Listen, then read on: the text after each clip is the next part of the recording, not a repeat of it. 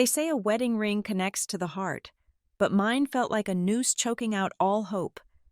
Imagine the husband you sacrificed your youth for tossing divorce papers in your face because you are too poor for his new status. I thought my life was over until a fateful bus ride and a disheveled old man changed the game. Get your tissues ready because my revenge will make you hold your breath until the very end. My name is Avery Caldwell, and at 29 years old, I stood in the center of a sprawling Manhattan penthouse that felt less like a home and more like a mausoleum constructed of marble and glass. The silence here was not peaceful. It was predatory. It hummed in the air conditioning vents and vibrated against the floor-to-ceiling windows that offered a panoramic view of a city that suddenly felt like it was baring its teeth at me. This apartment, with its designer furniture and cold, neutral tones, was supposed to be the pinnacle of the American dream. It was the finish line Grant and I had been running toward for 7 years, but standing here now, surrounded by the echo of my own shallow breathing, I realized it was never my finish line. It was just a waiting room for my execution. The doorbell rang, a sharp, intrusive sound that made me flinch physically. I was not expecting guests. Grant had not been home in 3 weeks. I walked to the door, my footsteps making no sound on the hardwood floors. I opened it to reveal a courier, a young man who looked bored and was chewing gum with an rhythmic indifference that stung. He held out a scanner for me to sign without making eye contact. "Delivery for Mrs. Sterling," he mumbled. I signed. My hand shook, causing the stylus to skid across the screen. He handed me a thick, rigid envelope and turned away before the door had even clicked shut. I stared at the return address in the upper left corner. The logo was embossed in silver leaf, shimmering under the hallway lights. Harrington and Ford Global. It was the law firm where my husband, Grant Sterling, was currently the rising star, the golden boy, the man who had never lost a case.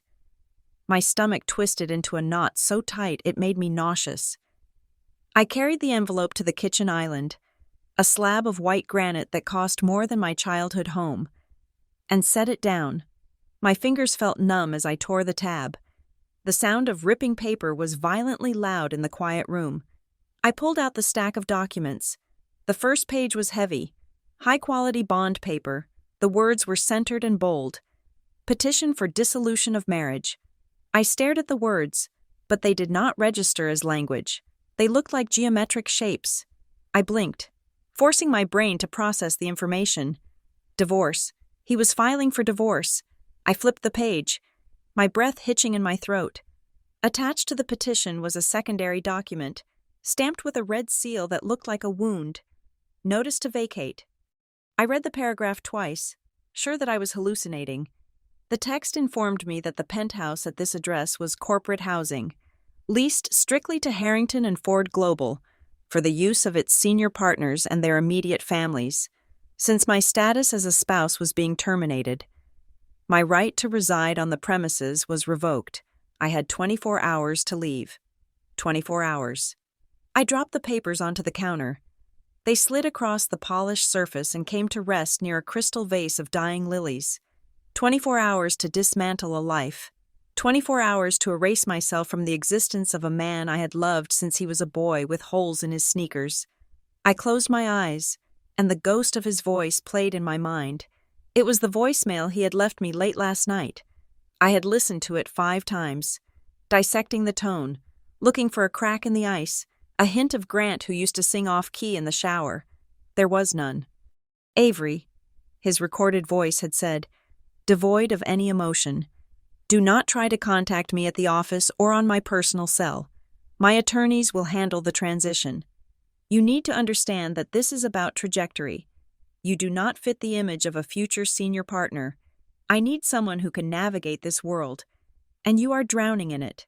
It is better to cut the anchor now." The anchor. He had called me an anchor.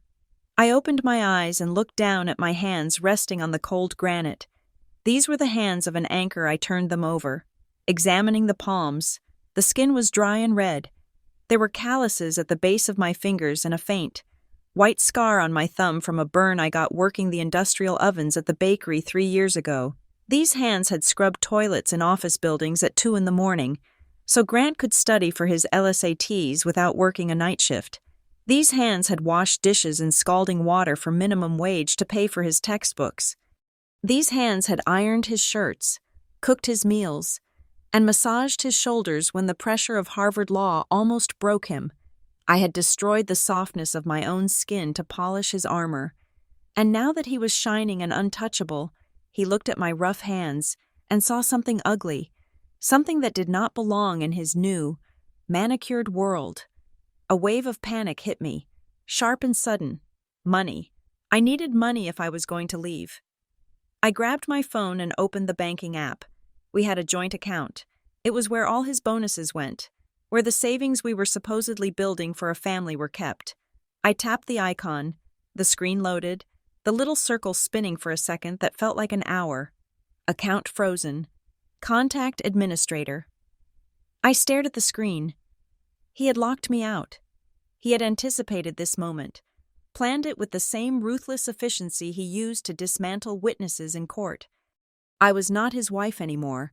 I was the opposing counsel, and he was crushing me. I fumbled for my wallet, dumping the contents onto the counter.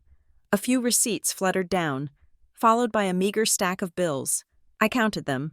A 10, 2 5s, 5 1s, $25. That was the sum total of my net worth. 7 years of marriage, 5 years of supporting him through law school and his junior associate days. And I was left with $25. I felt a laugh bubbling up in my throat, a hysterical, jagged sound that frightened me.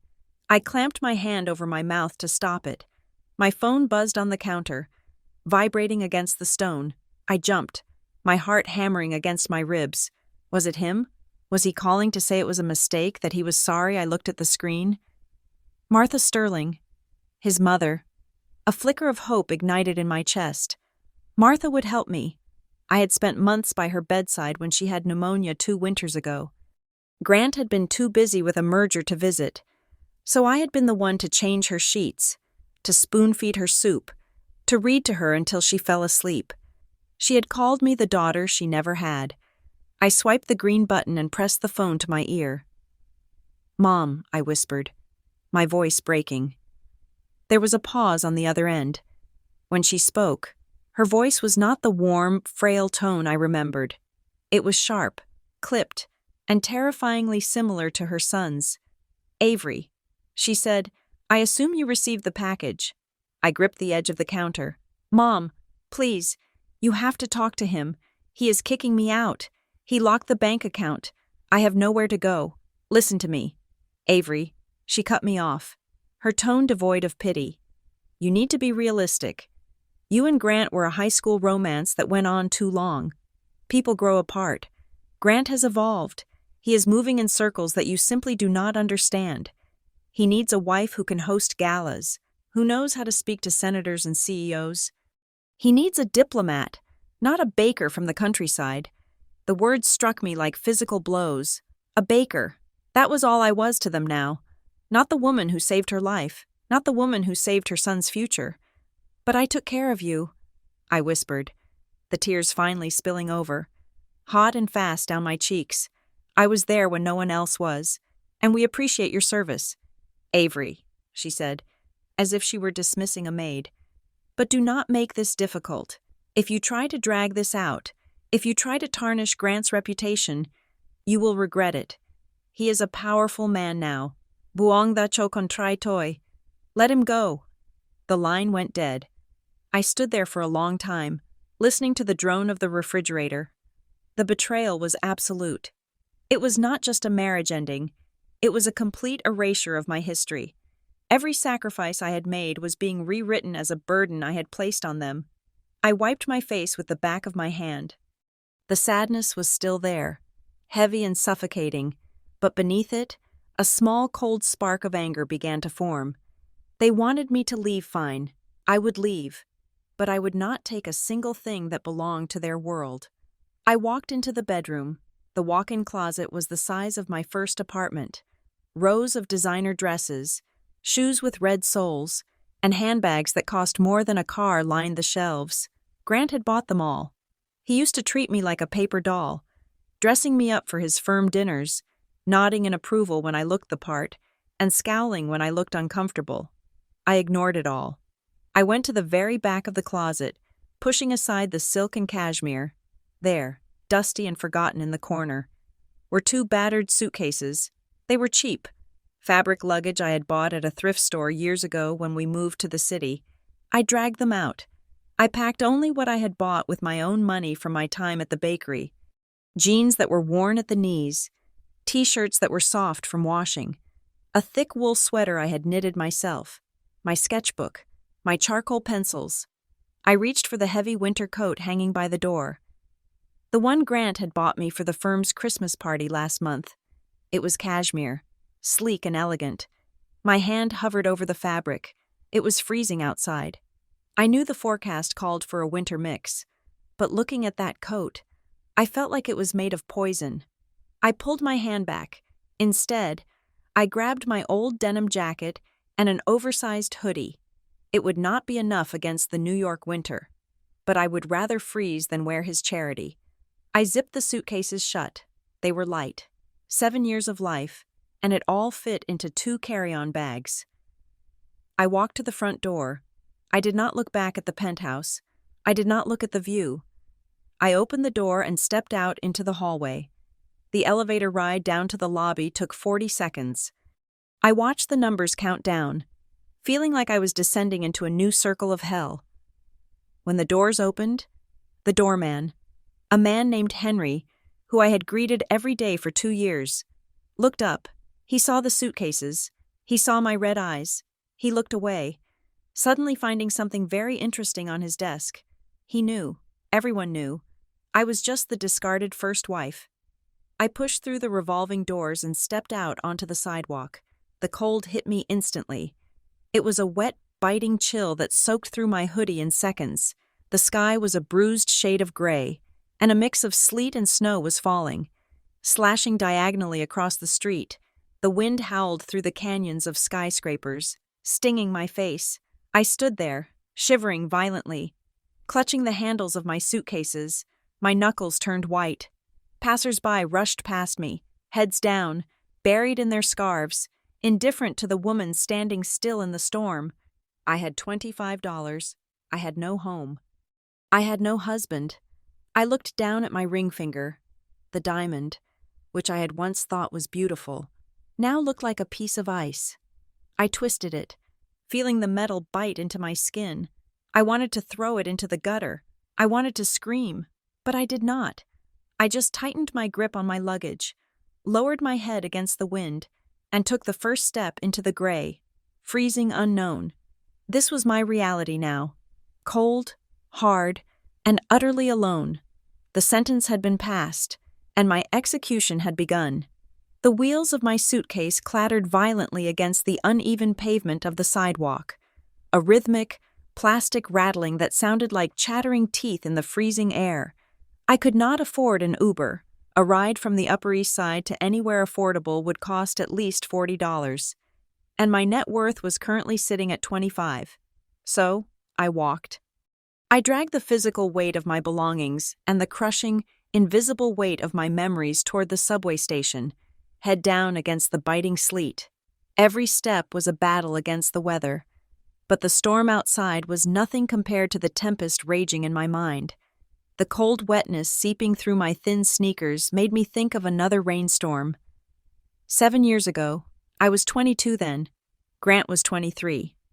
We were standing under the awning of a bodega because we did not have an umbrella. He was wearing a threadbare hoodie, and his eyes were wild with a mix of panic and ambition. He had just been accepted into an internship program that could define his entire career, a gateway to the Ivy League law world he coveted. But he had to show up for the interview in 2 days, and he did not own a suit. "I need this. Avery," he had said, his voice cracking. "If I show up in these khakis, they will laugh me out of the room before I even open my mouth. They judge you on the cut of your lapel before they hear your argument." I looked at him, shivering in the damp air, and I saw his potential. I saw the fire in him. I went home to the tiny studio apartment we shared. a place that smelled permanently of damp plaster and cheap noodles. And I looked at the only thing of value I owned. It was an upright piano. It was chipped at the corners, and the middle C key stuck if you hit it too softly. But it belonged to my father. It was the vessel for my grief and my joy. When my father died, he left me nothing but that piano and a love for creating beauty. I would sit at it for hours, composing melodies that floated through the thin walls, dreaming of writing scores for films or perhaps opening a small music school. I did not hesitate. Not really. I called a pawn shop that afternoon. The man gave me $400. It was a criminal underpayment. But I took it. I watched two strangers haul my father's legacy down 3 flights of stairs, the wood groaning as it bumped against the railing. The empty space it left against the wall looked like a missing tooth, a gap that made the whole room feel off balance. I took the cash and marched Grant to a department store. We bought a charcoal gray suit. It was not Italian silk, but it was structured and clean. When he put it on, he transformed. He stood taller. The terrified boy vanished, replaced by a confident young man. "You look like a winner," I had told him, smoothing the lapel with my flour-dusted hands. He had hugged me then, burying his face in my neck, weeping. "I swear to you, Avery," he had sobbed, "I will make this worth it. I will buy you a grand piano one day. I will buy you a concert hall. You just wait." I trudged forward in the snow, the memory tasting like ash in my mouth. He got the internship, then he got into Harvard Law. Then came the nights that bled into mornings. I could see the scene so clearly it made my chest ache. Our kitchen table was buried under stacks of case law books that cost $300 each, books bought with my tips from the bakery. It would be 3 a.m. Grant would be slumped over a torts textbook, eyes red-rimmed, fueled by anxiety and caffeine. I would be waking up to start my shift at the bakery. My alarm would go off at 3:30. Instead of rolling over, I would get up, brew a fresh pot of coffee, and sit next to him for 20 minutes. I would quiz him on flashcards. Res ipsa loquitur, I would say, mispronouncing Latin. "The thing speaks for itself," he would recite, rubbing his temples. I would make him toast. I would rub the knots out of his shoulders, my fingers working deep into the muscle, transferring my strength into him. Then I would kiss his forehead, put on my uniform, and walk out into the dark to knead dough for 8 hours, my feet aching, my mind foggy, just to pay the rent so he did not have to take out more loans than necessary. I sacrificed my sleep. I sacrificed my health. I stopped painting. I stopped playing music. I became a machine designed to fuel Grant Sterling, and he had fed me hope. On my 25th birthday, we were so broke we could not afford a cake. He stuck a candle in a store-bought muffin. The flame flickered in the drafty room. "Make a wish," he had whispered, his eyes shining in the candlelight. "I wish for us to be happy," I said. He grabbed my hand, squeezing it tight. "No, Avery, I wish for more. When I make partner, you will be a queen. I will put the world at your feet. Everyone who looked down on us, everyone who thought we were trash, they will have to kneel. You and me against the world. You and me against the world." A bitter laugh escaped my lips, turning into a cloud of white vapor in the freezing air.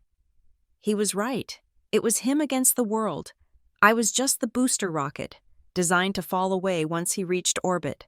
The subway station entrance loomed ahead, a gaping mouth in the sidewalk. I dragged my luggage down the stairs, the smell of urine and stale garbage rising up to meet me. It was a familiar scent, the scent of the poverty I thought we had escaped.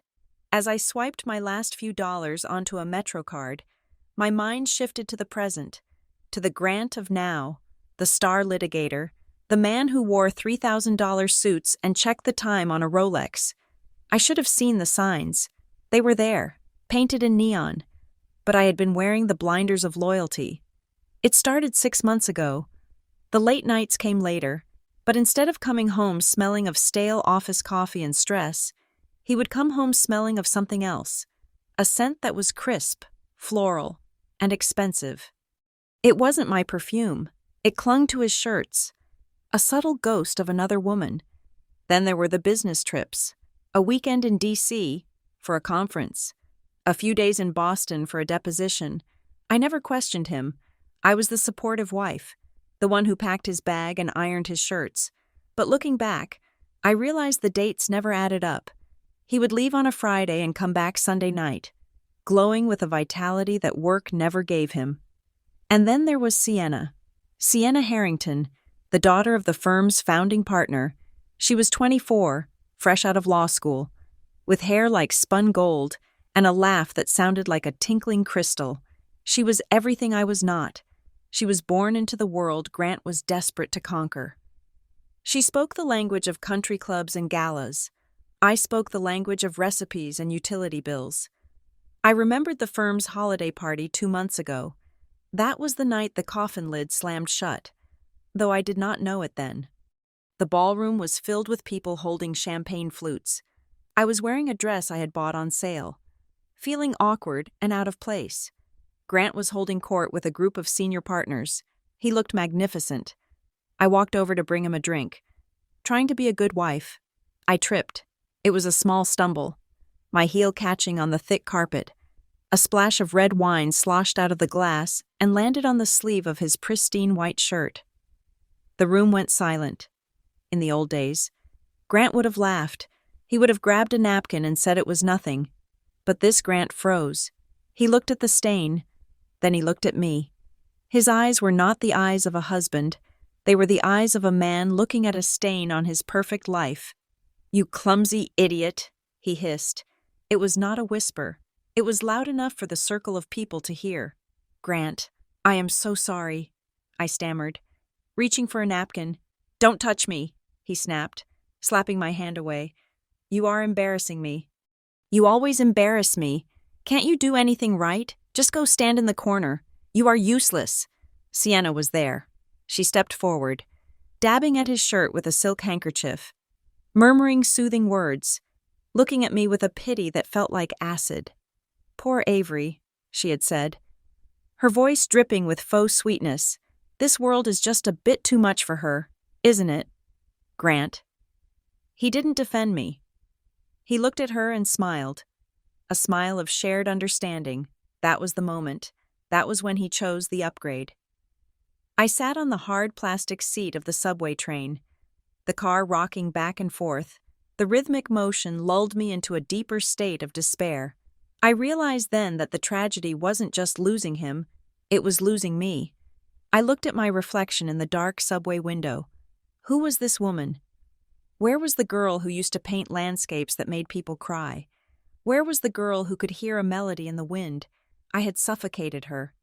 I had buried her under layers of service and devotion. I had become a blank canvas so he could be the masterpiece. And now, he was hanging in a gallery I was not allowed to enter. I got off the train in Queens. The neighborhood was gritty, a stark contrast to the polished streets of Manhattan. I found a motel with a flickering neon sign that buzzed like a dying insect. The clerk was behind bulletproof glass and looked at me with suspicion as I counted out my crumpled bills. "Room 102, he grunted, sliding a key across the metal tray. "No guests after 10. The room smelled of stale cigarette smoke and industrial cleaner. The carpet was sticky. I dragged my suitcases in and locked the door, sliding the chain into place. I sat on the edge of the sagging mattress, keeping my coat on because the heater rattled, but produced no warmth. I took out the divorce papers again. The hearing was tomorrow morning at 9 o'clock. I had to face him. I had to face Sienna. I had to sit there while they stripped me of my dignity legally. I curled up on the bed, pulling my knees to my chest. I felt small. I felt erased. But as I lay there in the dark, listening to the sirens wailing in the distance, I remembered the piano. I remembered the sound of it bumping down the stairs. I had sold my music for him. I had sold my soul for him. Tears, hot and angry, finally began to flow. They soaked into the cheap pillowcase. I cried on the piano. I cried for the girl who used to play it, and for the first time, I felt a spark of something that wasn't sadness. It was hatred, pure, distilled hatred. He thought he had won. He thought I was just a piece of debris he could sweep away. But he forgot one thing. He forgot that I was the one who built him. I knew where the cracks in the foundation were because I was the one who patched them over. I closed my eyes, exhausted. The image of his arrogant face burned into my eyelids. Tomorrow, I will walk into that hearing room. I might be poor. I might be alone. I might be sleeping in a motel that charges $40 a night. But I was still Avery Caldwell, and I was done kneeling. The alarm on my phone went off at 6:30, a harsh electronic chirp that sliced through the thin walls of the motel room. I did not need it. I had been awake since 4, staring at the water stains on the ceiling that looked like continents on a map of a world I did not belong to anymore. Today was the day, the arbitration. Grant had insisted on the International Arbitration Center, a fortress of privacy located in the financial district. It was designed to keep the dirty laundry of the elite out of the public court records. He wanted to discard me quietly, efficiently, like shredding a confidential document. I showered in lukewarm water, the weak pressure doing little to wash away the fatigue clinging to my bones. I put on the best outfit I had left, a simple black dress and a beige trench coat that had seen better days. I looked in the mirror. The woman staring back was pale, her cheekbones sharper than I remembered, her eyes shadowed with exhaustion. But I did not apply makeup to hide it. Let him see. Let him see exactly what he had done. I checked out of the motel, leaving my suitcases with the clerk who charged me an extra $5 for storage. That left me with exactly $2.75, just enough for a bus fare. I walked to the bus stop under a sky that was the color of a bruised plum. The air was thick with the smell of exhaust and impending rain. When the number 42 bus rumbled around the corner, it looked like a beast. Groaning under its own weight, it screeched to a halt, the doors hissing open to reveal a wall of humanity. I squeezed on, tapping my card with a silent prayer that the transfer was still valid. The machine beeped approval, and I pushed my way into the crush. The interior of the bus was a sensory assault. It was humid. The windows fogged up with the collective breath of 50 people. The air smelled of stale coffee, wet wool, unwashed bodies, and the greasy, lingering scent of a breakfast sandwich someone was eating in the back. It was the smell of the grind, of people just trying to survive another day in a city that wanted to chew them up. I found a spot near the middle door and grabbed the overhead strap. It was sticky. I held on anyway. The bus lurched forward, throwing everyone backward. A collective groan went through the crowd. I looked around. To my left was a woman in scrubs, her head lolling against the window, asleep before the bus even hit second gear. To my right, a group of teenagers were huddled together, their faces illuminated by the blue light of their smartphones, headphones sealing them off in a private world of noise. A man in construction gear sat with a cooler between his legs, staring at his boots with a 1,000-yard stare. No one looked at anyone else. We were all atoms bouncing in a confined space, careful not to collide, careful not to acknowledge the shared misery. I turned my head and looked out the window as we merged into traffic. A sleek black Mercedes glided past us in the adjacent lane. In the back seat, I saw a woman. She was wearing sunglasses, her hair perfectly coiffed, sipping from a travel mug. She looked serene, untouchable. That was the woman Grant wanted. That was the life I was supposed to have. A bitter bile rose in my throat. I had been so close. I had touched the hem of that garment, only to have it ripped away. I looked at the woman in the car, and for a second, I hated her. I hated her comfort. I hated her ignorance of the fact that just a few feet away, separated by a pane of glass and a tax bracket, people were suffocating. Move back. Move all the way back. The driver yelled, his voice distorted by the speaker system. There is room in the back. There was no room in the back. We were packed like sardines. The driver slammed on the brakes as a taxi cut him off. I slammed into the shoulder of the man next to me. Watch it, lady, he snarled, not even looking up from his phone. Sorry, I murmured, righting myself. The bus crawled through the gridlock. The noise was deafening. Horns blaring, The engine roaring, the hiss of the air brakes. It felt like the city was screaming. My head began to throb. The anxiety I had been suppressing started to claw at my chest. What if I signed the wrong thing? What if I cried in front of him? What if I had to walk out of that building with nothing?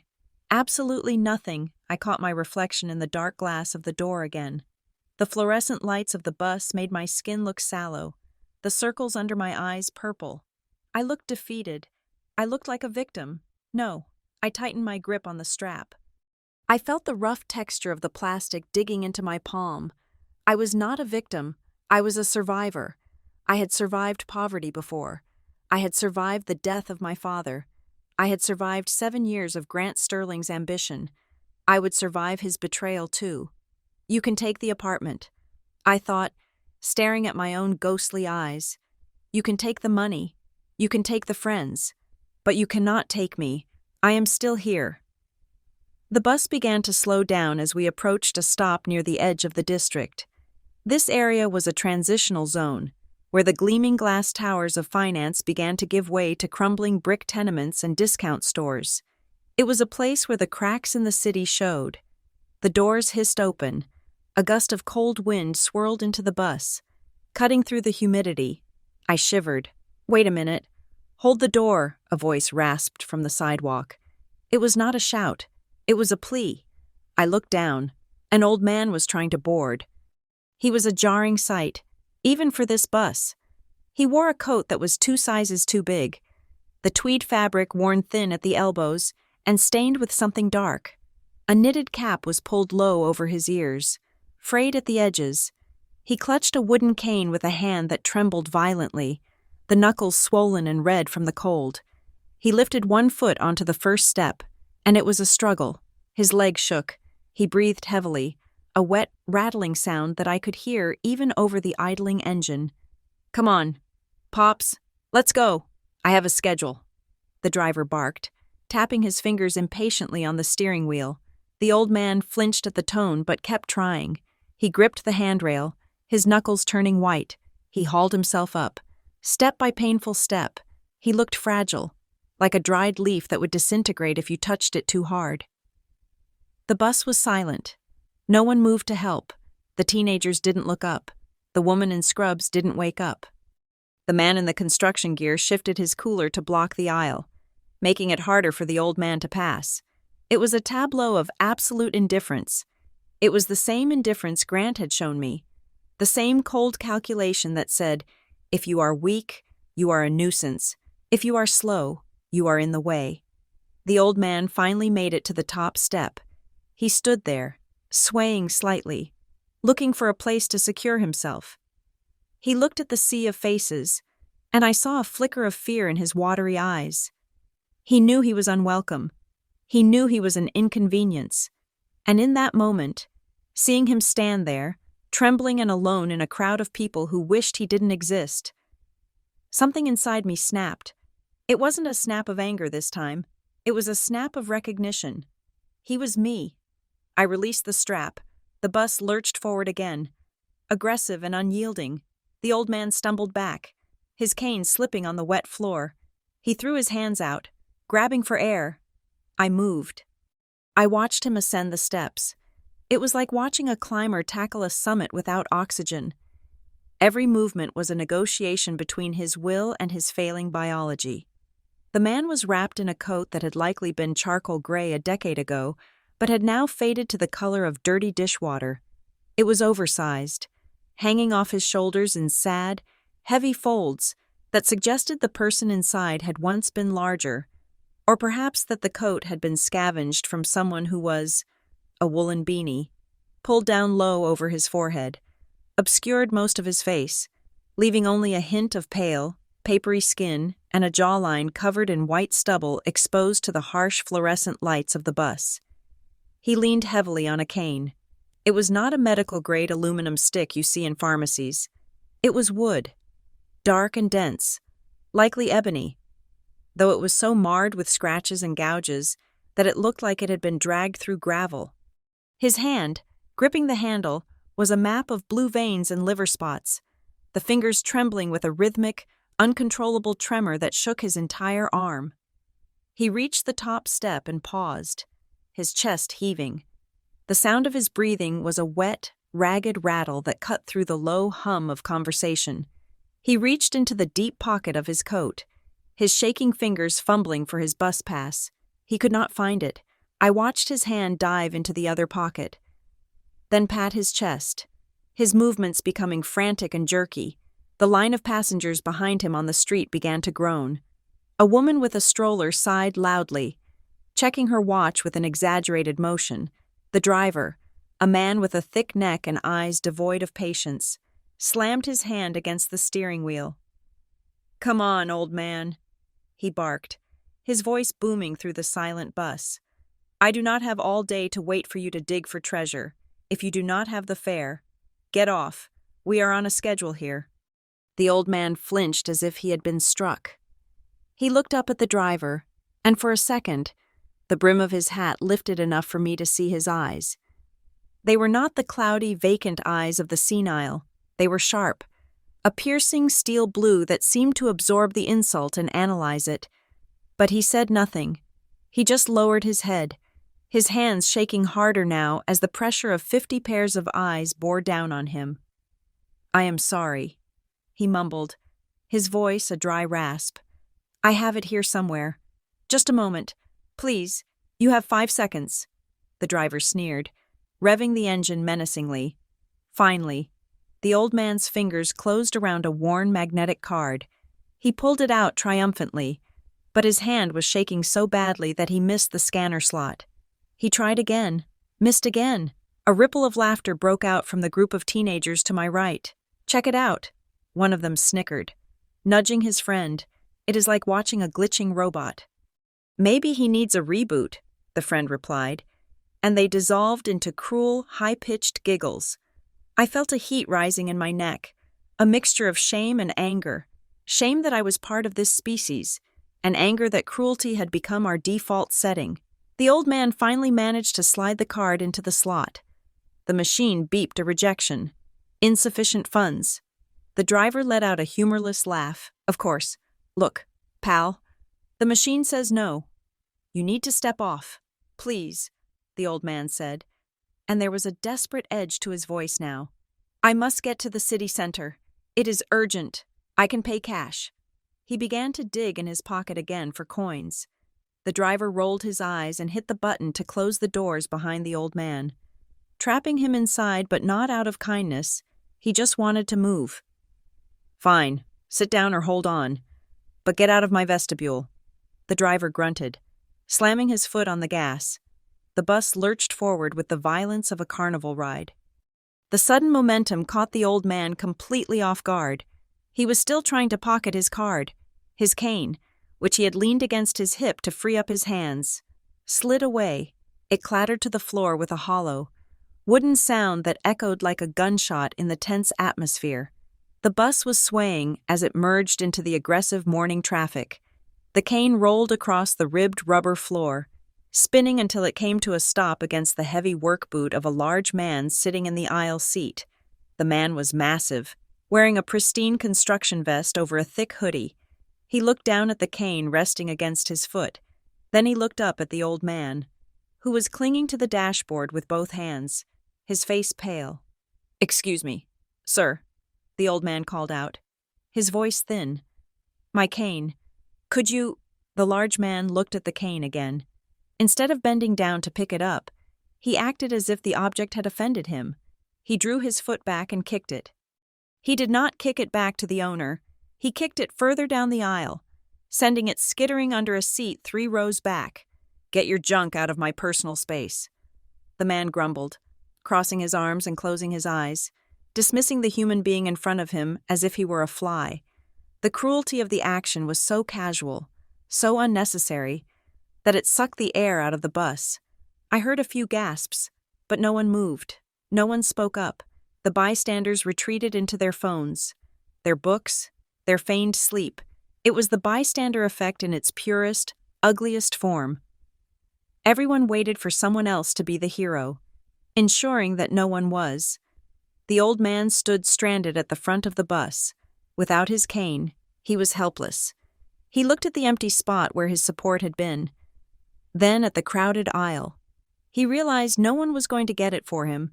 He realized he was on his own. He turned his back to the aisle, facing the windshield, and gripped the vertical metal pole near the door. His knuckles turned white instantly. His legs were trembling violently, the muscles unable to compensate for the erratic motion of the vehicle. The bus hit a pothole, the suspension groaned, and the chassis shuddered. The old man's knees buckled. He slipped down the pole a few inches, catching himself at the last second. A whimper of pain escaped his lips. I looked at the priority seating area directly in front of him. It was occupied by 3 people. One was a young man in a business suit, furiously typing on a tablet. One was a girl with purple hair applying mascara. The third was a middle-aged woman reading a romance novel. All of them were healthy. All of them saw him. None of them moved. The young man in the suit glanced up when the old man groaned, a look of pure irritation crossing his face. He shifted his legs, angling his body away as if the old man's frailty was contagious. He put his noise-canceling headphones on, effectively deleting the suffering man from his reality. The bus picked up speed, weaving between taxis. The driver was aggressive, treating the brake pedal like an on-off switch every time the bus slowed. The old man's body swung like a pendulum. He was fighting gravity, and he was losing. I could see the sweat beading on the back of his neck, soaking into the collar of his dirty coat. He was terrified. I knew that fear. It was the fear of being weak in a world that eats the weak. Another sudden stop. This one was harder. A delivery truck had cut across the lane. The driver slammed the brakes to the floor. The force of the deceleration was massive. Passengers were thrown forward against their seatbelts. Standing passengers stumbled. The old man did not stand a chance. His grip on the smooth metal pole failed. His hand slid down, squeaking against the steel. His legs gave out completely. He pirouetted backward, his center of gravity gone. "Whoa!" Someone shouted. "Watch out!" another voice cried. But the voices were not filled with concern. They were filled with alarm for their own safety. The people standing near him scrambled backward. They pulled their limbs in, shifting their bodies away to avoid being hit by the falling man. They parted like the Red Sea, creating a vacuum of space around him. It was a horrific display of instinct. Instead of reaching out their hands to catch him, they recoiled. They treated him like a falling tree, like a collapsing building, like a pathogen that would infect them with bad luck or poverty if they made contact. The old man was falling backward, his eyes wide with shock, his mouth open in a silent scream. He was heading straight for the metal coin box near the driver's seat. If he hit it, the impact would be devastating. Time seemed to suspend itself. I saw the indifference on the faces of the people around him. I saw the sneer of the teenager. I saw the closed eyes of the man who had kicked the cane. I saw the absolute, crushing loneliness of dying in a crowd of people who did not care. And in that frozen second, I saw my own reflection in his panic. I saw myself standing on the sidewalk outside my penthouse, while the world rushed by. I saw the way Grant looked at me, the way his mother looked at me. Useless, discarded, invisible. I was not just watching an old man fall. I was watching the physical manifestation of my own life crashing to the floor. My body moved before my brain could authorize the command. I did not think about physics. I did not think about my own safety. I did not think about the fact that I was a 29-year-old woman with no money and a broken heart. I just knew that I would not let him hit the ground. I would not let the world win this time. I launched myself from my spot, shoving past the man with the cooler, ignoring the protests as I elbowed my way into the void that the others had created. The impact was not graceful. It was a collision of bone and desperate momentum. I slammed into the old man's chest, wrapping my arms around his frail torso just as gravity claimed him. My shoulder hit the metal pole with a sickening thud, absorbing the force that would have otherwise shattered his hip or cracked his skull against the coin box. We teetered there for a terrifying second, a tangled mess of limbs suspended in the center of the lurching bus. I dug the heels of my worn sneakers into the wet rubber floor. turning my body into a human shield, a counterweight against the violence of the vehicle's motion. He was lighter than I expected, his body feeling like a collection of hollow bird bones beneath the thick, dirty wool of his coat. "I got you," I gasped, the air knocked out of me. "I have got you." He was trembling so violently that his vibrations traveled through my arms. He clung to my trench coat, his fingers digging into the fabric with the panic of a drowning man finding a piece of driftwood. I could hear his heart hammering, a frantic, irregular rhythm against my own chest. The bus finally leveled out as the driver corrected the wheel. But the silence inside the cabin was deafening. It was the silence of shame. I did not let him go immediately. I waited until I was sure his feet were underneath him, until the color began to return to his ashen face. Then, slowly, I turned my head. My gaze locked onto the young man in the priority seat, the one in the suit with the noise-canceling headphones who had shifted his legs to avoid being touched by the falling man. He was looking at us now, his expression a mix of annoyance and mild curiosity, as if we were a street performance that had interrupted his podcast. A rage, pure and white-hot, detonated in my stomach. It was the same rage I felt when Grant looked through me. It was the anger of the invisible woman. I did not ask. I did not say please. I stepped forward, dragging the old man with me for support, and I reached out. I did not touch the young man, but I slammed my hand against the back of his seat, right next to his ear. The sound was like a gunshot. He jumped, ripping his headphones off, his eyes wide. "What is your problem?" he stammered. Shrinking back, "Get up," I commanded. My voice was not loud, but it was laced with so much venom that it carried to the back of the bus. "Excuse me," he blinked, looking around for support. I said, "Stand up," I shouted this time, my voice cracking with the intensity of it. "Are you blind? Look at him. He almost died right in front of you while you were listening to music. This seat is for the elderly and the disabled. Do you see a cane in your hand? Do you see gray hair on your head? No. Then get your ass out of that chair right now." The bus went deadly silent. The teenagers stopped giggling. The man with the cooler looked at his boots. The young man in the suit turned a deep shade of crimson. He looked at the passengers, hoping for an ally, hoping someone would tell this crazy woman to calm down, but no one did. The collective guilt in the room was too thick. He scrambled up, clutching his tablet to his chest like a shield. "Fine. Jesus. Take it. You do not have to be a psycho about it." He pushed past me, retreating to the back of the bus, muttering under his breath. I ignored him. I turned my attention back to the old man. He was staring at me, his mouth slightly open, his eyes wide with shock. He looked like he had never seen anyone fight for him before. "Here," I said, my voice softening instantly as I guided him toward the seat. "Please, sit down. Take your time." I lowered him gently. He sank into the plastic seat with a groan of relief that was heartbreaking to hear. He brought a shaking hand to his chest, massaging the area over his heart, trying to regulate his breathing. "Thank you," he wheezed, his voice thin and watery. "Thank you. Miss, I thought I was gone." "You are okay," I assured him, keeping a hand on his shoulder to steady him. "Just breathe. Deep breaths." I looked around. His cane.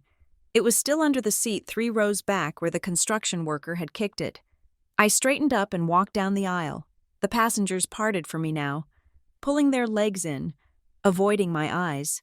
I was no longer just the sad woman in the trench coat. I was a force of nature they were afraid to provoke.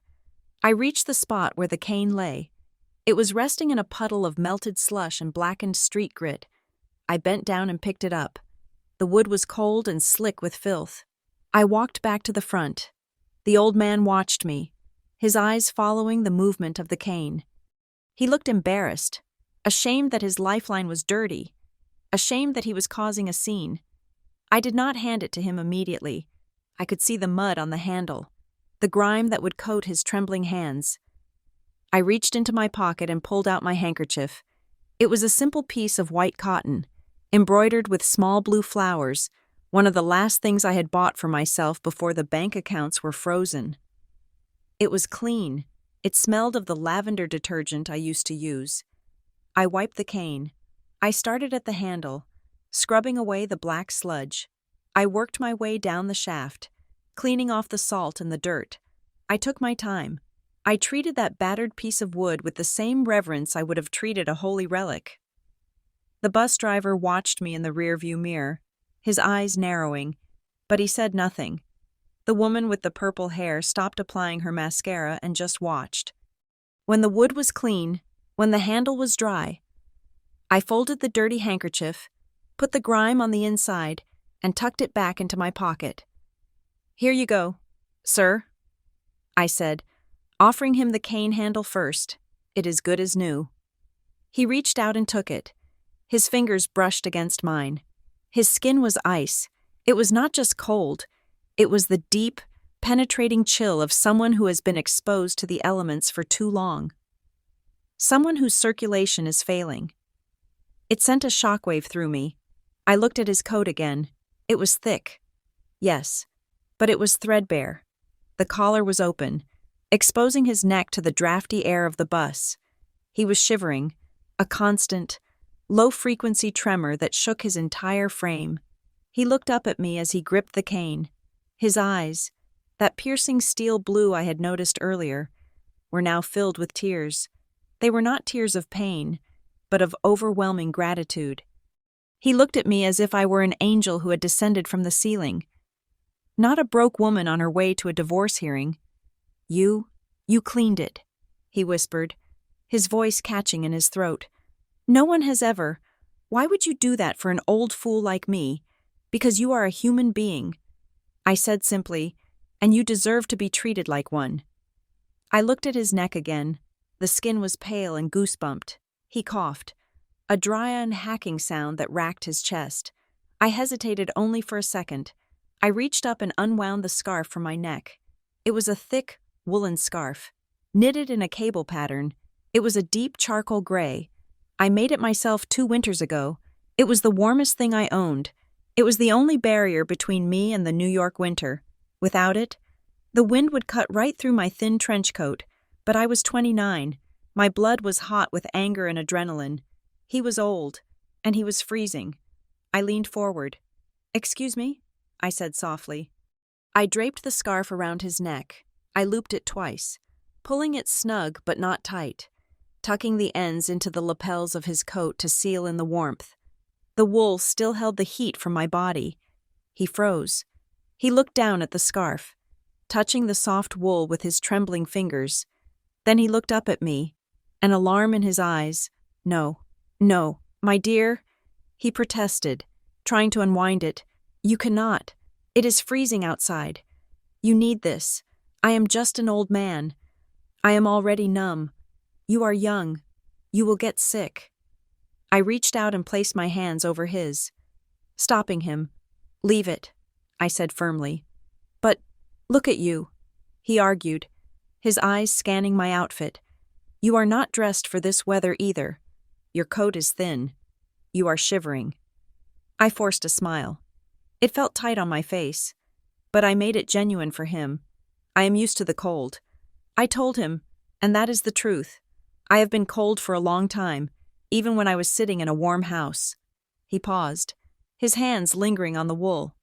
He searched my face, looking for the lie, but found only resolve. Why, he asked, his voice barely a whisper. "You do not know me. I am just a burden on this bus. Why would you give me your warmth?" I looked him straight in the eye. I thought of my mother, a woman who never had more than $100 in her savings account, but who would feed the stray cats in the alley before she fed herself. I thought of the lessons she taught me while we kneaded dough in the pre-dawn light. My mother used to tell me something. I said, my voice steady despite the lump in my throat. She said that being rich has nothing to do with what is in your wallet. A rich person is just someone who has enough to give, even when they have almost nothing left.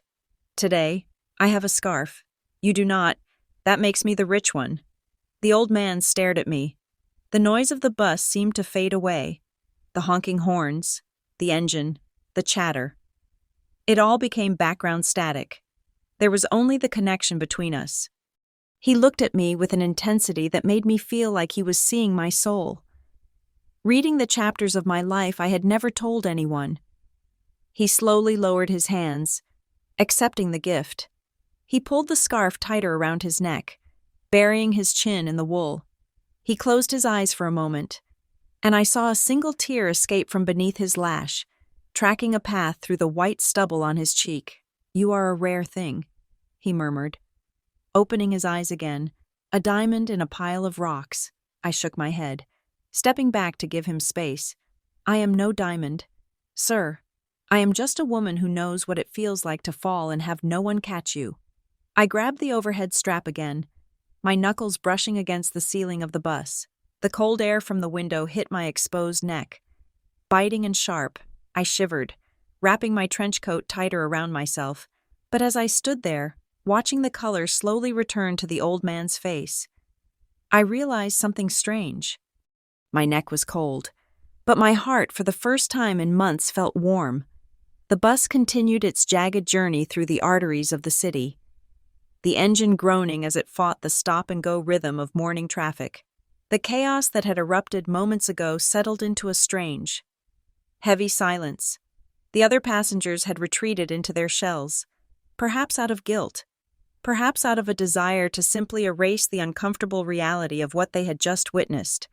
But in the small space between the priority seat and the aisle where I stood, the air felt different.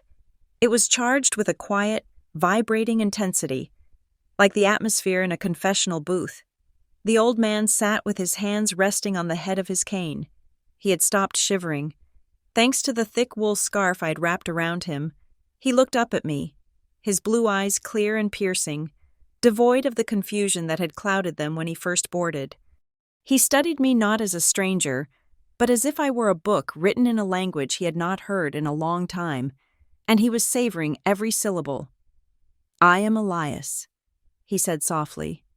His voice was no longer a wheeze.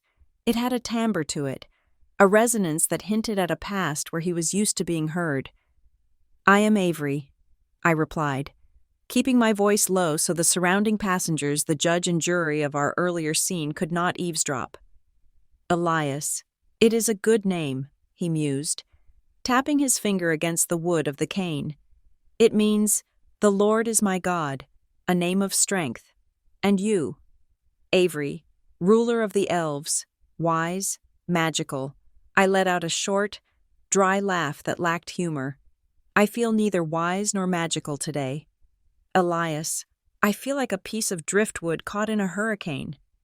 He nodded slowly, accepting the metaphor. He shifted slightly, adjusting the scarf to cover his chin more snugly. "I used to be a teacher," he said, a lie, or perhaps a half-truth, but I did not know it then. "I spent 40 years looking at the faces of young people. I learned to read the stories they did not write on the chalkboard." He looked at my hands, which were gripping the overhead strap so tightly my knuckles were white. Then his gaze traveled to my face, taking in the red-rimmed eyes, the hollow cheeks, the trench coat that was too thin for the weather. "You are not on this bus to go to work, Avery," he observed. "And you are not going shopping. You are dressed like someone going to a funeral, but you are carrying the luggage of someone running away." I stiffened. His observation was surgical. It cut through the defenses I had put up. "I suppose it is a funeral of sorts," I admitted, my voice barely audible over the roar of the bus engine. "I am going to bury a life, my life. To bury the past is often the only way to fertilize the future," Elias said. He did not offer empty platitudes. He did not say it would be okay. He spoke with the weight of someone who had seen empires rise and fall. But why does a young woman, with kindness in her heart and fire in her spirit, look as if she has been sentenced to death? I looked out the window. We were passing through a neighborhood of brownstones, the buildings blurring into a smear of brick and mortar. "Because I have been sentenced," I whispered, "not by a judge, but by the person who was supposed to protect me." Elias remained silent, waiting. He had a way of listening that pulled the truth out of you. It was a magnetic silence. "I am going to court," I said, the words tasting like metal in my mouth. To an arbitration center. My husband. He is a very successful man, a powerful man. And today, he is going to prove to the world that I am nothing, that I am a mistake he made when he was young and foolish. I felt the tears pricking my eyes again, but I blinked them back. I refused to cry on this bus. He is taking everything Elias asked. Everything, I replied. The home, the money, the friends. He says I am not worthy of his new life. He says I am an anchor dragging him down. Elias frowned. The wrinkles on his forehead deepened, transforming his face into a map of jagged terrain. An anchor keeps the ship from crashing into the rocks during a storm. He murmured, "Only a fool cuts his anchor in rough seas." "He is a lawyer," I said bitterly, "a brilliant one. He knows how to twist words until they mean the opposite of what they are. He knows how to make loyalty look like dependence. He knows how to make sacrifice look like laziness. I am walking into a room with him, and I have $25 in my pocket and no representation. He has a team of sharks. I am just the bait." Elias gripped his cane tighter. I saw his jaw muscle feather, a rhythmic clenching that betrayed a sudden, sharp anger. It was surprising to see such ferocity in a frail body. "The law," Elias said, his voice dropping an octave, becoming gravelly and hard. "It is a beautiful instrument. It was designed to be a shield for the weak against the strong. But in the hands of the arrogant, it becomes a sword." He looked up at me, and for a second, the bus seemed to vanish. It was just me and him, suspended in a moment of absolute clarity. "Listen to me, Avery," he said sternly. "You are afraid of the law. You are afraid of the statutes and the contracts and the loopholes. But you must remember one thing. The law is not justice. They are cousins. But they are not twins. The law can be bought. It can be manipulated. It can be twisted by men in expensive suits until it resembles a monster." He paused, his eyes burning into mine, but the human conscience. He continued, tapping his chest with a trembling finger. "That is the highest court. There is no appeal there. There are no loopholes. When a man betrays the one who lifted him up, he may win the case, but he loses the verdict of his own soul, and eventually, that verdict catches up to him." His words washed over me. They were comforting. Yes, but they also felt distant. Philosophical victories did not pay for motel rooms. Conscience did not buy food. That sounds beautiful. "Elias," I said softly, "but conscience does not sign divorce decrees. Power does, and he has all of it." Elias leaned back against the hard plastic seat. The ghost of a smile played on his lips, a cold, dangerous smile that did not reach his eyes. "Power is a funny thing. My dear, it is fluid. It flows to where it is deserved, and it evaporates from where it is abused. Tell me, who is this man? Who is this giant who thinks he can crush you like an ant?" I hesitated. I was used to keeping Grant's name protected. Even now, after everything, the habit of guarding his reputation was hard to break. But looking at Elias, at the scarf wrapped around his neck, I felt a surge of reckless honesty. "Grant Sterling." I said. Elias did not blink. He did not react. He just waited. "And where does Grant Sterling practice his craft?" he asked. "Where did he learn that discarding a wife is a legal maneuver, Harrington and Ford Global?" I said. The name felt heavy on my tongue. "It is the biggest firm in the city. They represent the banks, the oil companies, the politicians. They are untouchable." The reaction was instantaneous. Elias froze. The rhythmic tapping of his finger against the cane stopped. His eyes, which had been warm with empathy, suddenly went cold. It was the coldness of a glacier, ancient and unyielding. He stared straight ahead at the back of the seat in front of him, his expression unreadable.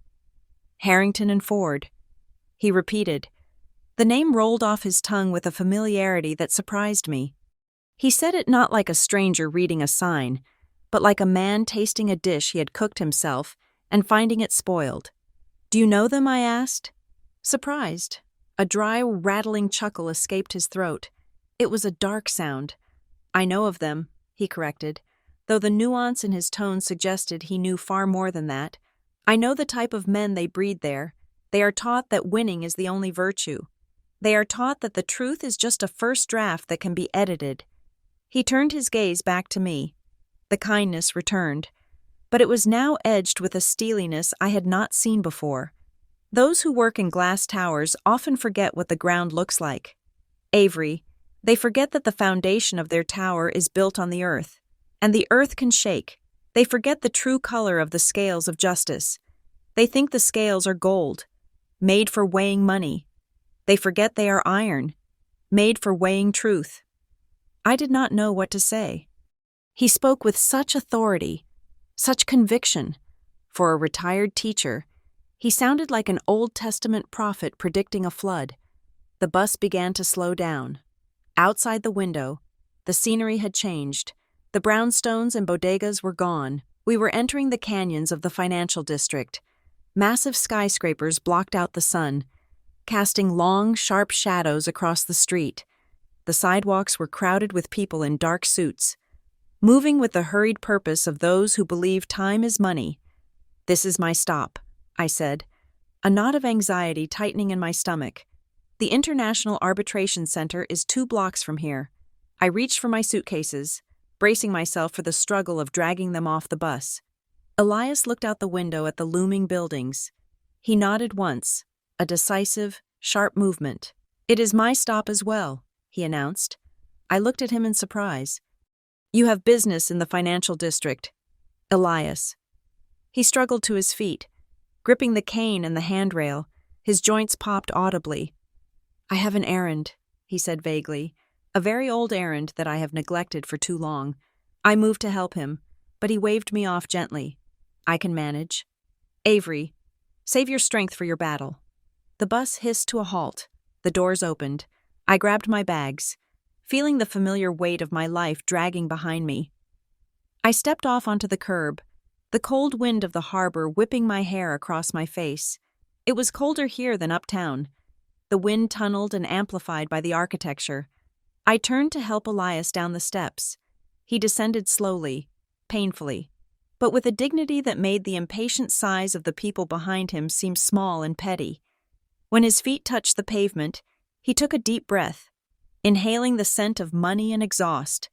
He adjusted his hat and tightened my scarf around his neck. "Thank you, Avery," he said. "For the ride and for the warmth, you are welcome." "Elias," I said, "I should go. I cannot be late. Grant hates lateness." I checked the clock on a nearby bank building. It was 8:45. I had 15 minutes to walk 2 blocks and compose myself before I faced the firing squad. Elias looked in the direction I was heading. He looked at the tall, imposing building of the Arbitration Center, and then he looked at the even taller, sleeker tower of Harrington and Ford Global that stood directly adjacent to it, casting a shadow over everything else. "Mind if I walk with you?" he asked. "My destination is in the same direction, and frankly, these old legs work better when they have a pace to follow." I hesitated. I was walking into a war zone. I did not want this kind old man to see me shattered. I did not want him to see Grant humiliate me. "Elias, I do not think that is a good idea," I said gently. "My husband, he is not a kind man.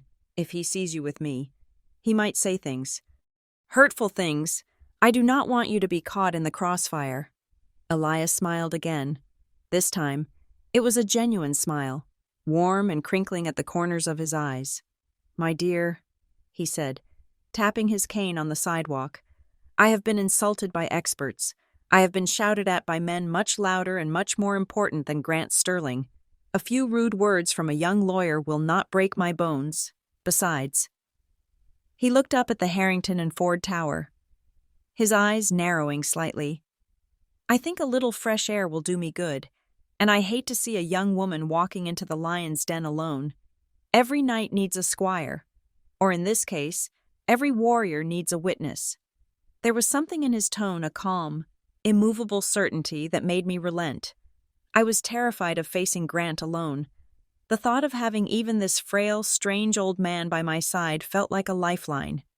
"Okay," I said, letting out a breath I did not know I was holding.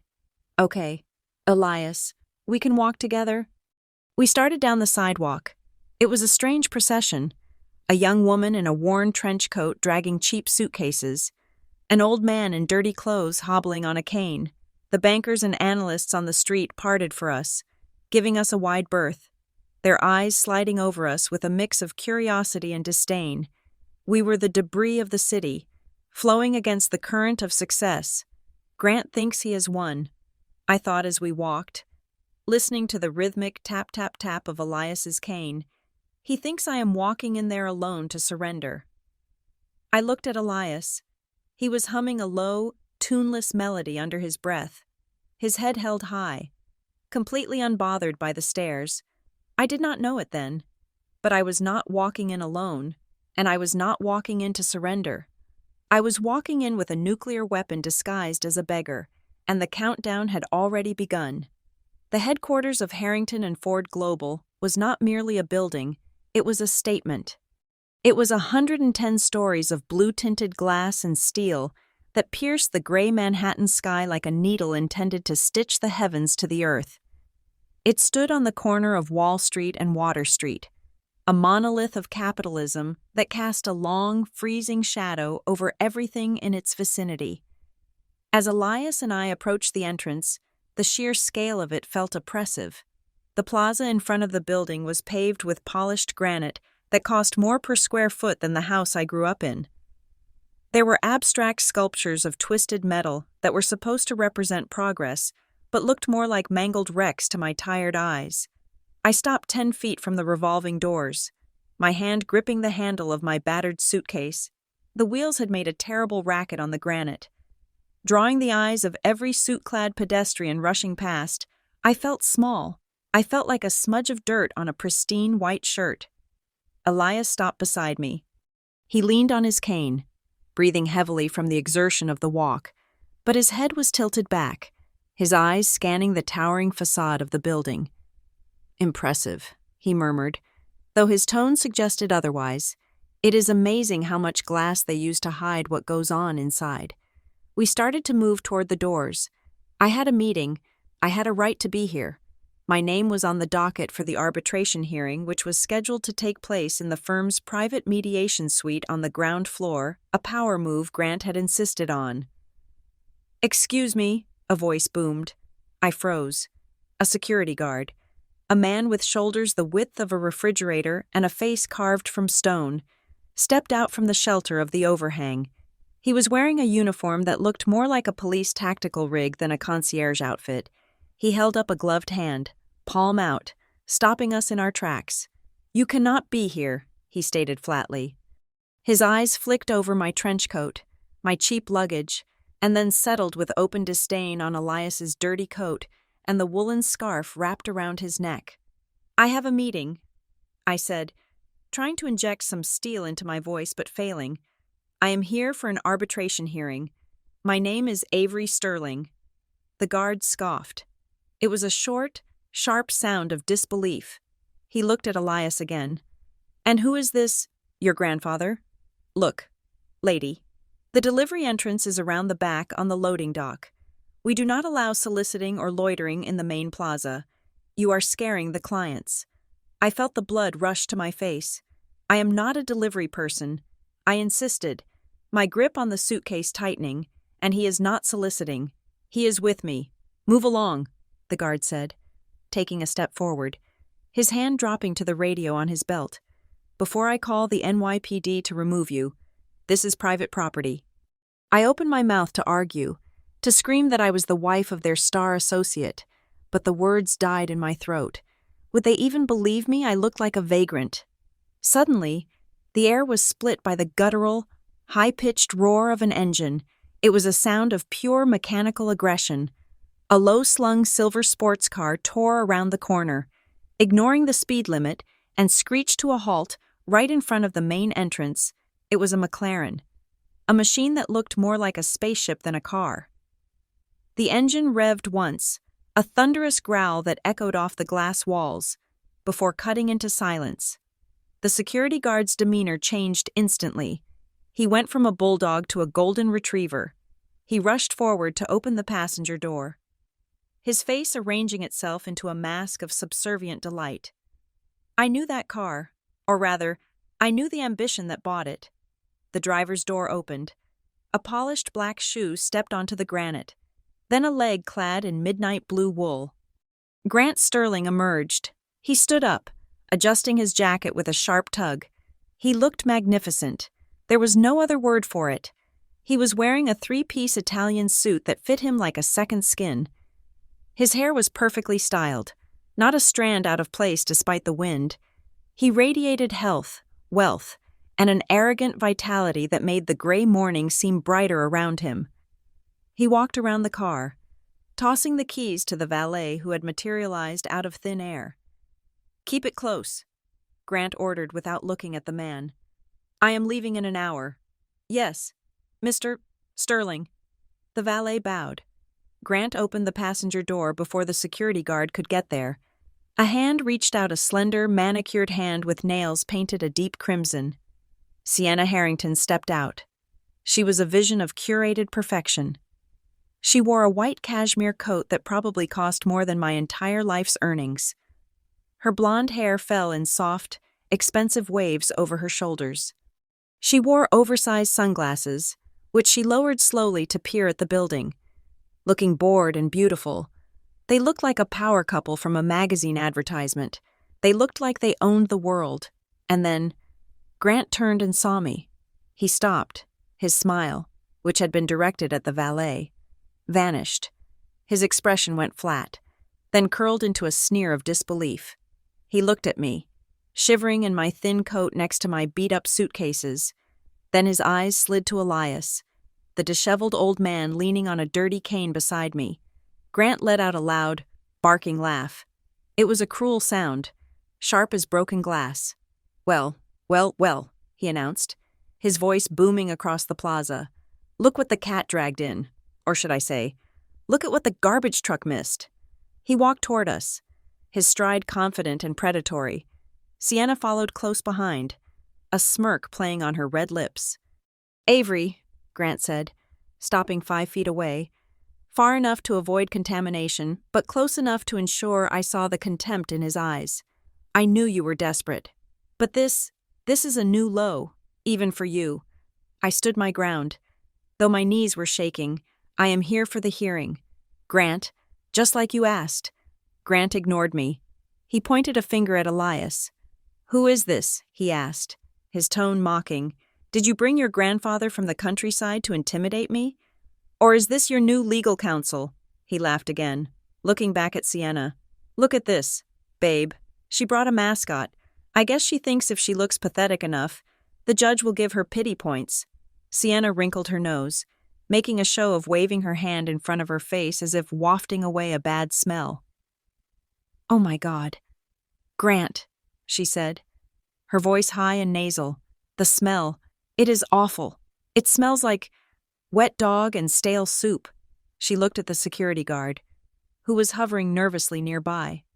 "Why are these people standing here?" she demanded. "This is the VIP entrance.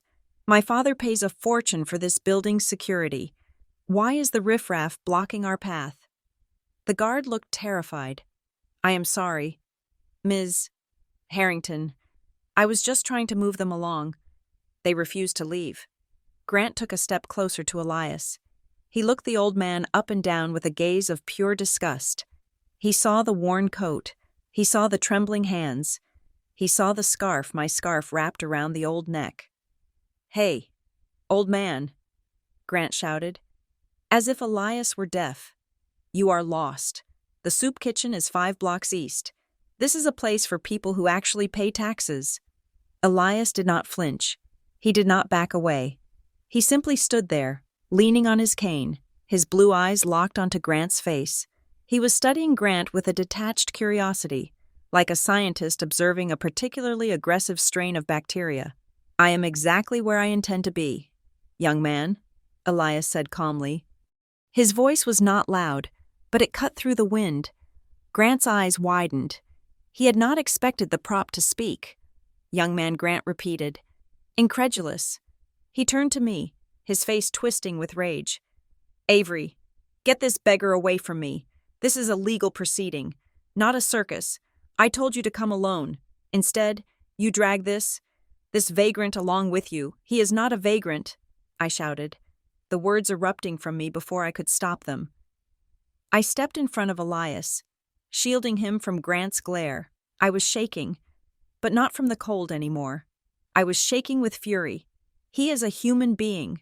Grant, I yelled, which is more than I can say for you right now. He is a friend. I met him on the bus because no one else would help him. He is innocent. Do not speak to him like that. Grant looked at me with a mixture of pity and revulsion. On the bus, he repeated, shaking his head. Of course, you picked up a stray on the bus. That is so you. Avery. Always trying to save broken things because you are too weak to survive in the real world. He leaned in close to me, his expensive cologne sandalwood and arrogance filling my nose. Let me give you a piece of advice. Avery, he hissed. Get rid of him. He is an embarrassment. You are an embarrassment. Look at you. You look like a maid who just got fired. And him, he looks like he is going to die on my pavement. He stepped back and looked at Elias again. Reaching into his pocket, he pulled out a money clip made of platinum. He peeled off a $1 bill. Here, Grandpa, Grant said, flicking the bill at Elias. It fluttered through the air and landed on the wet granite near Elias's muddy shoe. Go buy yourself a coffee and get lost. My ex-wife does not have any money for you. She's about to go bankrupt. So if you are hanging around her hoping for a handout, you are barking up the wrong tree. She is dry. The dollar bill lay there, soaking up the moisture from the ground. It was the ultimate insult. Sienna giggled. That was generous of you. Grant, you are too kind to the homeless. Grant smirked, adjusting his cuffs. I am a philanthropist. What can I say? He looked at the security guard. Get them out of the lobby entrance, Grant ordered. I do not want to see them until the hearing starts. And if this old man tries to come inside, call the police. I do not want fleas in the conference room. The guard nodded vigorously. Yes, Mr. Sterling, right away. Grant turned his back on us. He took Sienna's arm, and together they swept toward the revolving doors. The epitome of grace and power. They did not look back. They did not see the way Elias looked down at the dollar bill and then up at Grant's retreating back. They did not see the shift in Elias's eyes. The calm observation was gone. In its place was something else, something cold, something final. Elias did not move to pick up the dollar. He simply raised his cane and tapped it once, hard, against the granite. Click! It sounded like the cocking of a gun. The security guard advanced on us, his baton in his hand. All right, you heard, Mr. Sterling. Move it. Around the back. Now. I looked at Elias. His face was pale, but his jaw was set like iron. I am so sorry. Elias, I whispered, tears of shame burning my eyes. I am so sorry you had to hear that. Please, just go. I can handle this. I do not want you to get hurt. Elias looked at me. He smiled. But it was a terrifying smile.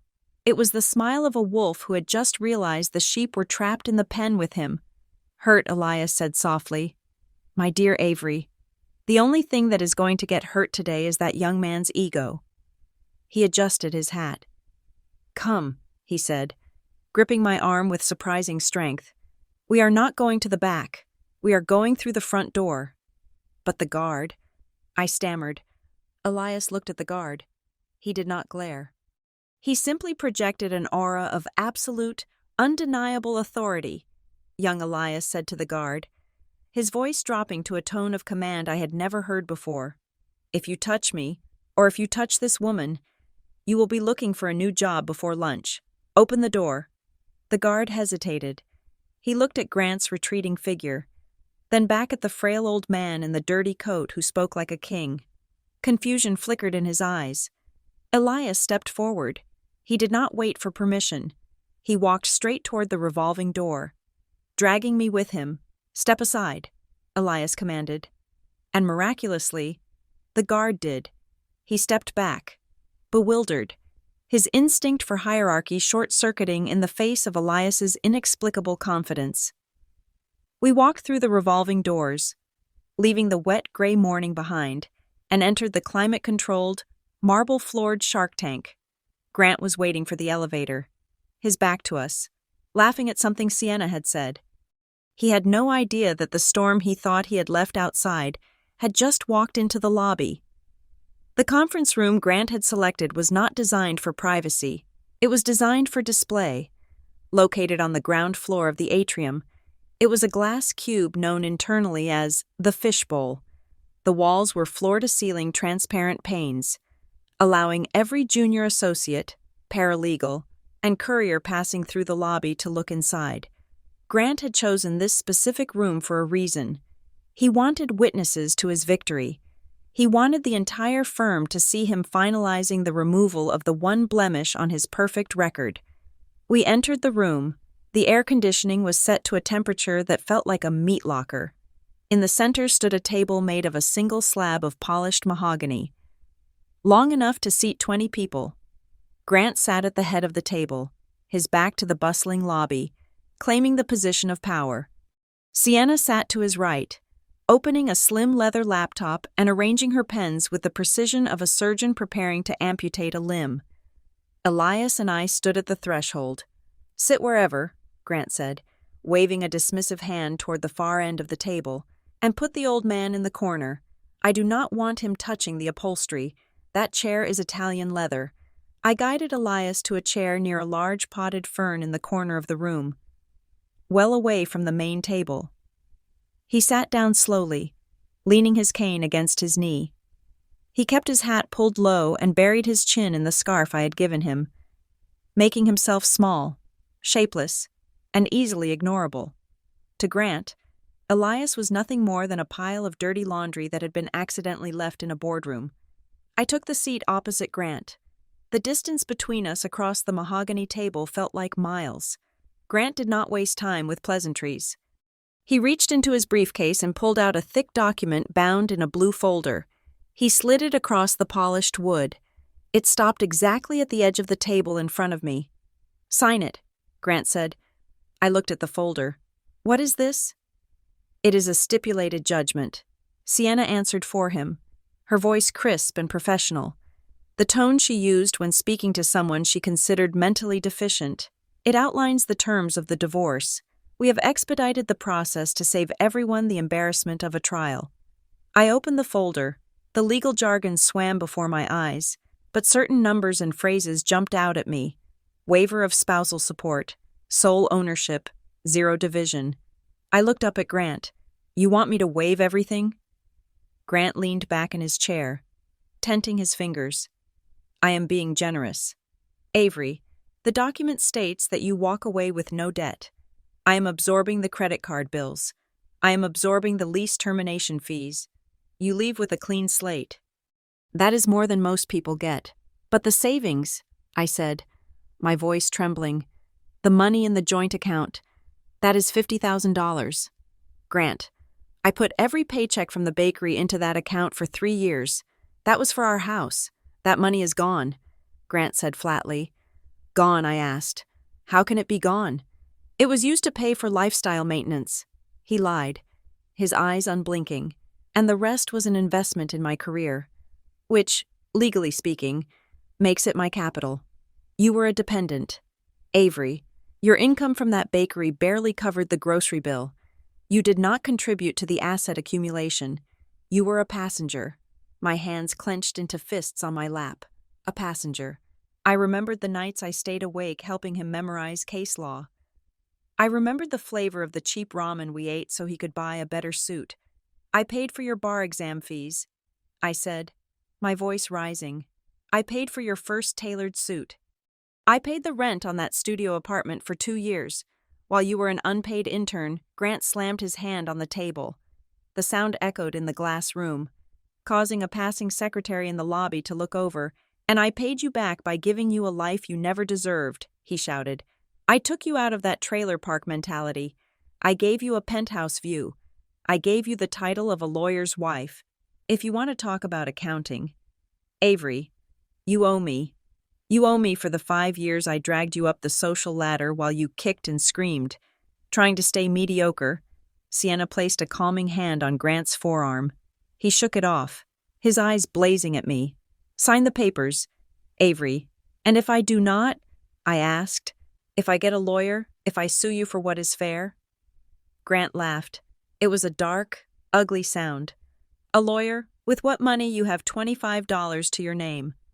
And even if you found some ambulance chaser to take your case on contingency, do you really think you can beat me? He leaned forward, his face contorted with a mix of arrogance and malice. I am Grant Sterling. I am the lead litigator for the biggest cases in this city. I have judges on speed dial. I have senators at my dinner table. If you try to fight me, I will bury you. I will file motion after motion until you drown in paperwork. I will depose every person you have ever known. I will dig up every mistake you have ever made. He paused, lowering his voice to a terrifying whisper.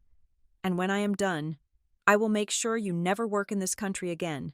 I will blacklist you so hard that you won't even be able to get a job scrubbing toilets at a gas station.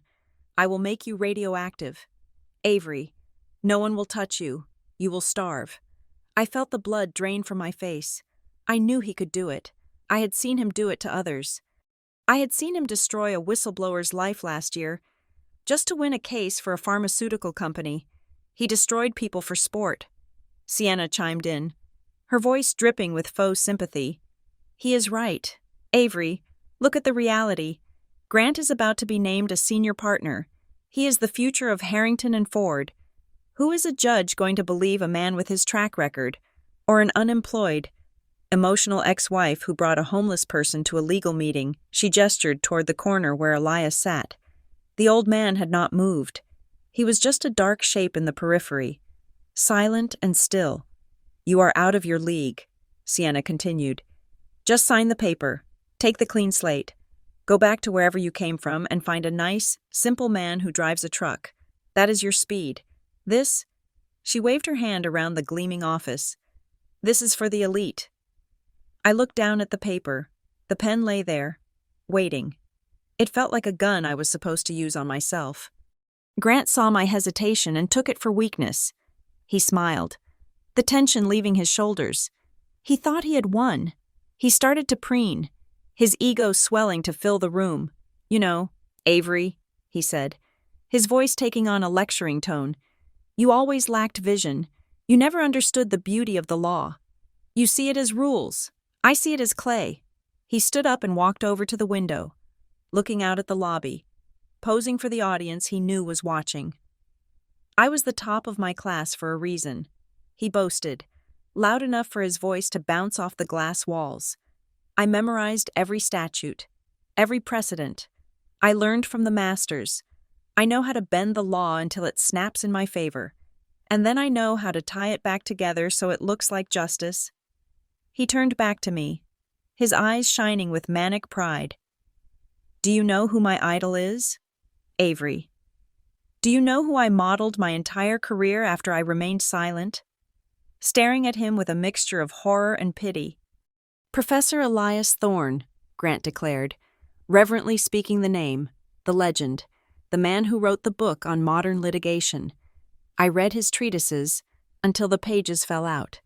Grant walked back to the table and leaned over it, staring into my eyes. Professor Thorne taught that the law is a living thing, and only the strong know how to tame it. If he were here right now, if the great Elias Thorne were sitting in this room, he would look at this contract. He would look at how I maneuvered you into this corner, and he would applaud. He would shake my hand and say, "Well done, Mr. Sterling. That is how you win. That is how you execute a perfect victory." He slammed his hand on the table again. I am the spiritual successor to Elias Thorne. I am the new king of this firm, and you are just a peasant in my kingdom. So kneel, Avery, sign the paper, and kneel. The room fell silent. The echo of his shout hung in the air. Sienna looked at him with adoration. I looked at him with disgust. And then, from the corner of the room, came a sound. Thud, thud. It was a dry, hollow sound. Wood striking the carpeted floor. Slow, deliberate, rhythmic. Thud, thud. Grant froze. He turned his head slowly toward the corner, annoyed that his moment of triumph was being interrupted by the background noise. "What are you doing?" Grant snapped at the shadowy figure. "Stop making that noise." Thud, thud. Elias did not stop. He was tapping the ferrule of his cane against the floor, but he was doing it with a force that seemed impossible for his frail frame. Then, he spoke. The voice that came from the corner was not the voice of the old man on the bus. It was not the wheezy, grateful whisper of a man who had been saved from falling. It was a baritone rumble, deep and resonant. A voice that had once commanded lecture halls of 500 students and silenced Supreme Court courtrooms. "You mentioned my name," the voice asked. Grant blinked. "Excuse me." Elias slowly lifted his head. He reached up with a hand that had stopped trembling and pulled the woolen hat off his head. He placed it gently on his knee. Then, he uncoiled my scarf, and let it drape over his shoulders like a judicial stole. His white hair was messy. Yes. His face was unshaven. Yes. But the structure of that face, the hawk-like nose, the high forehead, the piercing blue eyes that were now burning with a cold. Intellectual fury was unmistakable to anyone who had spent 3 years studying his textbooks. I said, "You mentioned my name?" Elias repeated, his voice rising in volume, filling the glass room. He gripped the arms of the chair and pushed himself up. He stood straight. His posture was no longer stooped. He seemed to grow 6 inches in height. He did not look like a beggar anymore. He looked like a monument. "I have listened to your speech, Mr. Sterling," Elias said, pronouncing each syllable with terrifying precision. "I have heard you invoke my work. I have heard you claim to be my student." He took a step forward, the cane hitting the floor with a sound like a gavel strike. "But I have a question for you, boy." Grant's mouth opened, but no sound came out. His face went slack. He looked from the old man to the painting of the firm's founder that hung in the lobby outside a painting visible through the glass wall. He looked back at the old man. The realization hit him like a physical blow to the gut. Elias took another step. "I remember teaching that the law is the bedrock of civilization." Elias thundered. "I remember teaching that a lawyer's duty is to protect the vulnerable from predation. I remember writing entire chapters on the ethics of power." He stopped at the edge of the mahogany table, looking down at Grant, who was now shrinking in his expensive suit. "I do not recall, however," Elias hissed, leaning in, "teaching my students how to discard their wives like trash.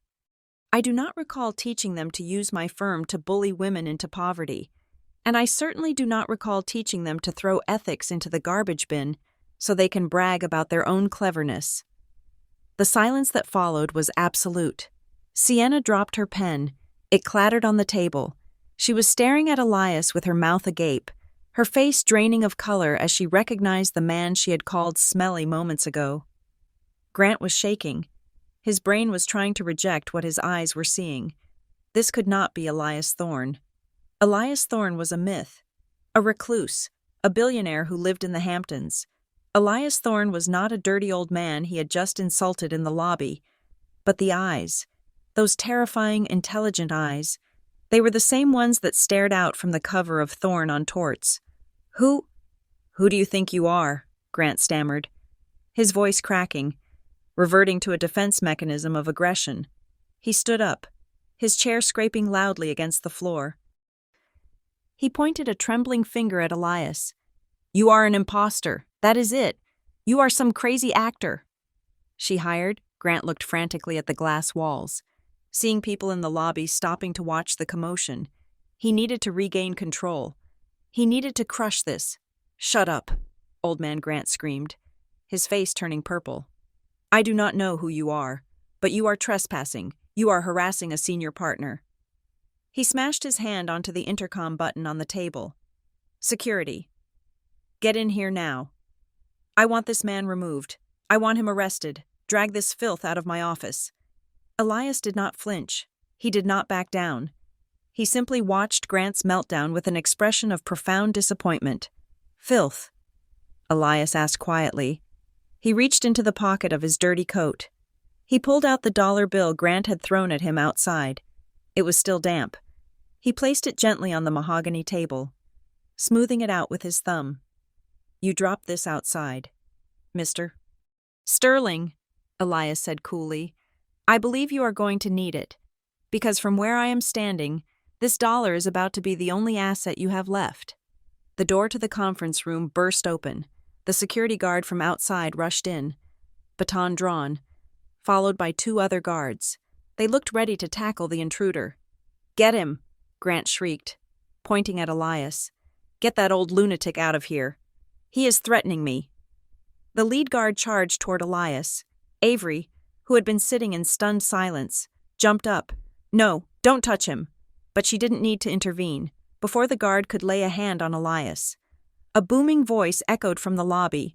Stop! It was not Avery. It was not Elias. It was the managing partner of Harrington and Ford Global. A man named Robert Ford, who had been walking through the lobby, saw the scene through the glass and recognized the profile of the man standing at the end of the table. Robert Ford ran into the room, his face pale as a sheet. He threw himself between the guard and Elias, shoving the guard back. Are you insane? Robert screamed at the guard. Stand down. Stand down immediately. He turned to Elias, his hands shaking, and bowed so low his nose almost touched the table.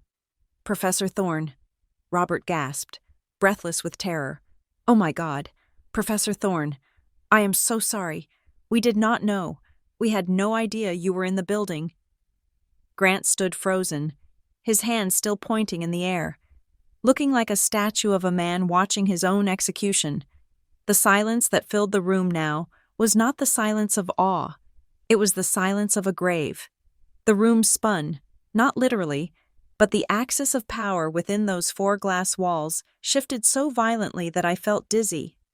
Robert Ford, the managing partner, a man whose time was billed at $2,000 an hour, was still bowed at the waist, trembling like a junior clerk on his first day. Behind him, 3 other senior partners who had rushed in from the elevators were frozen in various tableaus of horror, their eyes fixed on the man in the dirty coat. Professor Thorne, Robert stammered again, straightening up but keeping his head lowered respectfully. Please, allow us to escort you to the executive suite. This is inappropriate. We can get you fresh clothes, some tea, anything. Elias did not look at him. He kept his gaze locked on Grant. I am comfortable where I am. Robert, Elias said, his voice calm but laced with a terrifying undercurrent of menace. I am just observing a masterclass in modern litigation from your star associate here. Apparently, the new curriculum involves insulting the elderly and blackmailing impoverished women. Grant made a sound that was half gasp, half whimper. His face had gone from a furious purple to a sickly, translucent white. He looked at Robert Ford, then at Elias, then back at Robert, his eyes wide with the desperate hope that this was all a prank. Managing partner Ford Grant squeaked, Do you know this man? Robert Ford turned to Grant, his face contorting into a mask of pure rage. Do I know him? Robert roared, spitting the words out. You idiot. This is Professor Elias Thorne. He is the founder. The Ford in Harrington and Ford is named after my father. But the capital and the charter came from him. He owns 51% of the voting shares of this firm. He is your boss's boss's boss. The words hit Grant like physical blows. He staggered back, his legs hitting the edge of the mahogany table. He gripped it for support, his knuckles white. Founder Grant whispered, his voice trembling. But he is dead. I thought he was dead. I am very much alive. Mr. Sterling, Elias said, taking a step forward. Though watching you practice law makes me wish I were in the grave, so I would not have to witness the desecration of my profession. Sienna, who had been sitting in stunned silence, suddenly stood up. Her chair fell backward with a crash. She looked at Elias, then at Grant, calculating the odds in seconds. I didn't know, she stammered, backing away from Grant as if he were radioactive. I was just taking notes. I have nothing to do with his personal decisions. Grant looked at her. Betrayed. Sienna. Shut up. Grant, she hissed. She turned to Elias, flashing a terrified, pleading smile. Professor Thorne, my father speaks of you often. I am Sienna Harrington. I was just following orders. Grant told me this was a standard negotiation. I had no idea he was treating his wife this way. Elias ignored her completely. He continued his slow, inexorable advance toward Grant. The tap of his cane on the floor was the only sound in the room. Tap, tap, tap. Grant was breathing in short, shallow gasps. Sweat was pouring down his forehead, ruining his perfect hair. The arrogance that had been his armor just minutes ago had evaporated, leaving behind a shivering, naked fear. You said you were my student, Elias said, stopping 3 feet from Grant. You quoted my books. You claimed to be my spiritual successor. I am Professor. Grant choked out, tears of panic welling in his eyes. I memorized every case. I have your portrait in my office. Please, you have to believe me. I didn't know it was you. If you knew it was me, you would have treated me with respect. Elias interrupted, his voice rising. Is that it? You only treat people with dignity if they have power, if they can do something for you. Elias pointed his cane at me. I was still sitting there, stunned, watching the man who had terrorized me for months crumble into dust. She had no power. Elias thundered. She had no money. She had nothing to offer you but her loyalty and her past sacrifices, and because of that, you treated her like garbage. You threw her away because she didn't fit your new image. Elias turned to Robert Ford and the other partners. Is this the culture of Harrington and Ford now, he asked, his voice dripping with disgust. We breed sharks who eat the hands that feed them. We employ men who think it is acceptable to leave a woman with $25 in her pocket after she puts them through law school, sir. Absolutely not, Sir Robert Ford cried, wiping sweat from his brow. This is an aberration. We had no idea. Mr. Sterling's conduct is reprehensible. Elias looked back at Grant. You called me a vagrant, Elias said softly. You told me to go to a soup kitchen. You threw $1 at me. Grant's knees finally gave out. He did not sit. He did not stumble. He collapsed. He fell to his knees on the plush carpet, right in front of Elias and the gathered partners. It was a pathetic, fluid motion of total surrender. Professor, please, Grant sobbed, grabbing the hem of Elias's dirty coat. I am sorry. I am so sorry. I was stressed. I wasn't thinking. Please don't fire me. This job is my life. I have worked so hard. I am about to be a partner. Please give me another chance. I will do anything. I will apologize to her. He crawled toward me on his knees, reaching out with desperate hands. Avery, tell him. Tell him I'm a good lawyer. Tell him we were just having a disagreement. Avery, please, I am begging you. I looked down at him. This was the man who had mocked my poverty an hour ago.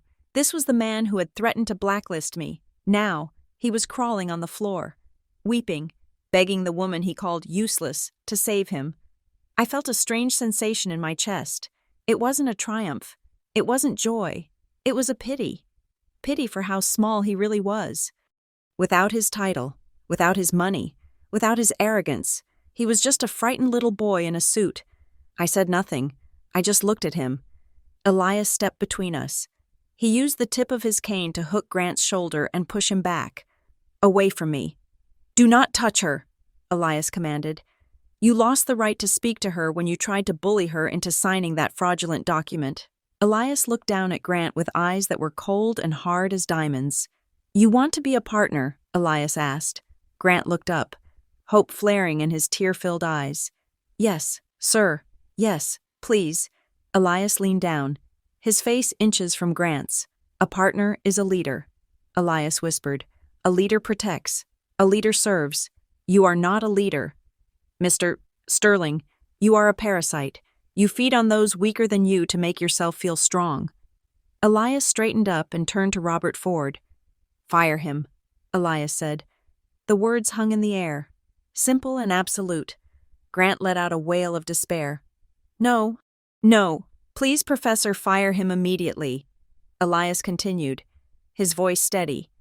Revoke his access to the building, strip him of his cases, and draft a formal complaint to the State Bar Association regarding his conduct today.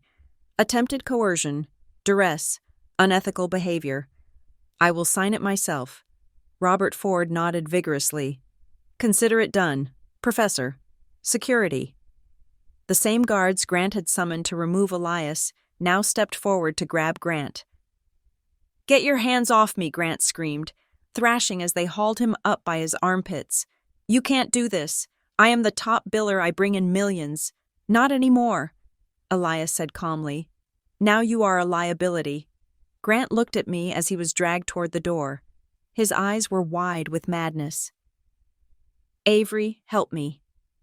You owe me. I made you. I stood up then. My legs were steady.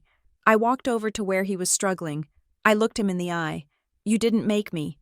Grant, I said quietly. I made you. And now, I am done. The guards dragged him out into the lobby. His screams of protest echoed off the marble walls, drawing stares from every employee in the building. It was a walk of shame to end all walks of shame. Sienna, seeing the ship sinking, grabbed her bag and tried to sidle past Elias toward the door. I should go, she murmured, sitting down. Ms. Harrington. Elias barked without looking at her. Sienna froze. She sat back down instantly. You are not going anywhere until you explain why you, as a junior associate, were assisting in this coercion. Elias said, Your father will be hearing about this. Sienna put her head in her hands and began to cry silently. Elias turned to me. The anger vanished from his face, replaced by the warm, grandfatherly expression I had seen on the bus. He reached out and took my hand. Are you all right, my dear? He asked. I nodded. Though tears were running down my face, I am okay. Thank you. Elias, thank you. He smiled and patted my hand. Justice is a dish best served publicly, he said with a wink. Then he turned back to Robert Ford, who was still hovering anxiously. Robert, Elias said, get Ms. Caldwell a cup of tea, chamomile, and get me the best divorce attorney this firm has, not one of ours, an external one, someone who eats sharks for breakfast. Yes, Professor Robert said, right away. And for you, sir. Can we get you anything? Elias looked down at his dirty coat. He looked at the dollar bill still sitting on the table. He picked up the dollar bill. You can get me a new cane, Elias said. This one has touched too much filth today. And Robert, yes, sir, make sure Mr. Sterling's final paycheck includes this dollar, Elias said, placing the bill in Robert's hand. He seemed to need it very badly. The chaos in the conference room began to settle into a cold, clinical reality. The screams of protest from Grant had died down, replaced by the heavy, ragged breathing of a man who realizes the ground beneath him has dissolved. He was still being held by the security guards, his expensive Italian suit bunched up around his shoulders, his tie askew. He looked less like a corporate shark and more like a deflated balloon. Elias stood in the center of the room, adjusting his cuffs. He looked at Grant with an expression that was devoid of anger now. It was simply the look a gardener gives to a weed that has been pulled up by the roots necessary. Inevitable, and already forgotten. You are fired, Mr. Sterling, Elias repeated, his voice echoing off the glass walls. But do not think that termination is the end of your punishment. You have disgraced the legal profession. You attempted to use the machinery of this firm to defraud a vulnerable woman. That is not just a violation of company policy. That is a violation of the oath you swore. Elias turned to Robert Ford, the managing partner, who was still hovering nervously, wiping sweat from his upper lip. Robert, Elias said, I want a formal complaint drafted to the State Bar Association immediately. I want it on my desk by noon for my signature. We are going to recommend immediate suspension of his license pending a full ethics investigation, based on what I witnessed today, the coercion. the financial manipulation, the abuse of power. I will personally ensure that Mr. Sterling never practices law in this state again. Grant let out a strangled sob.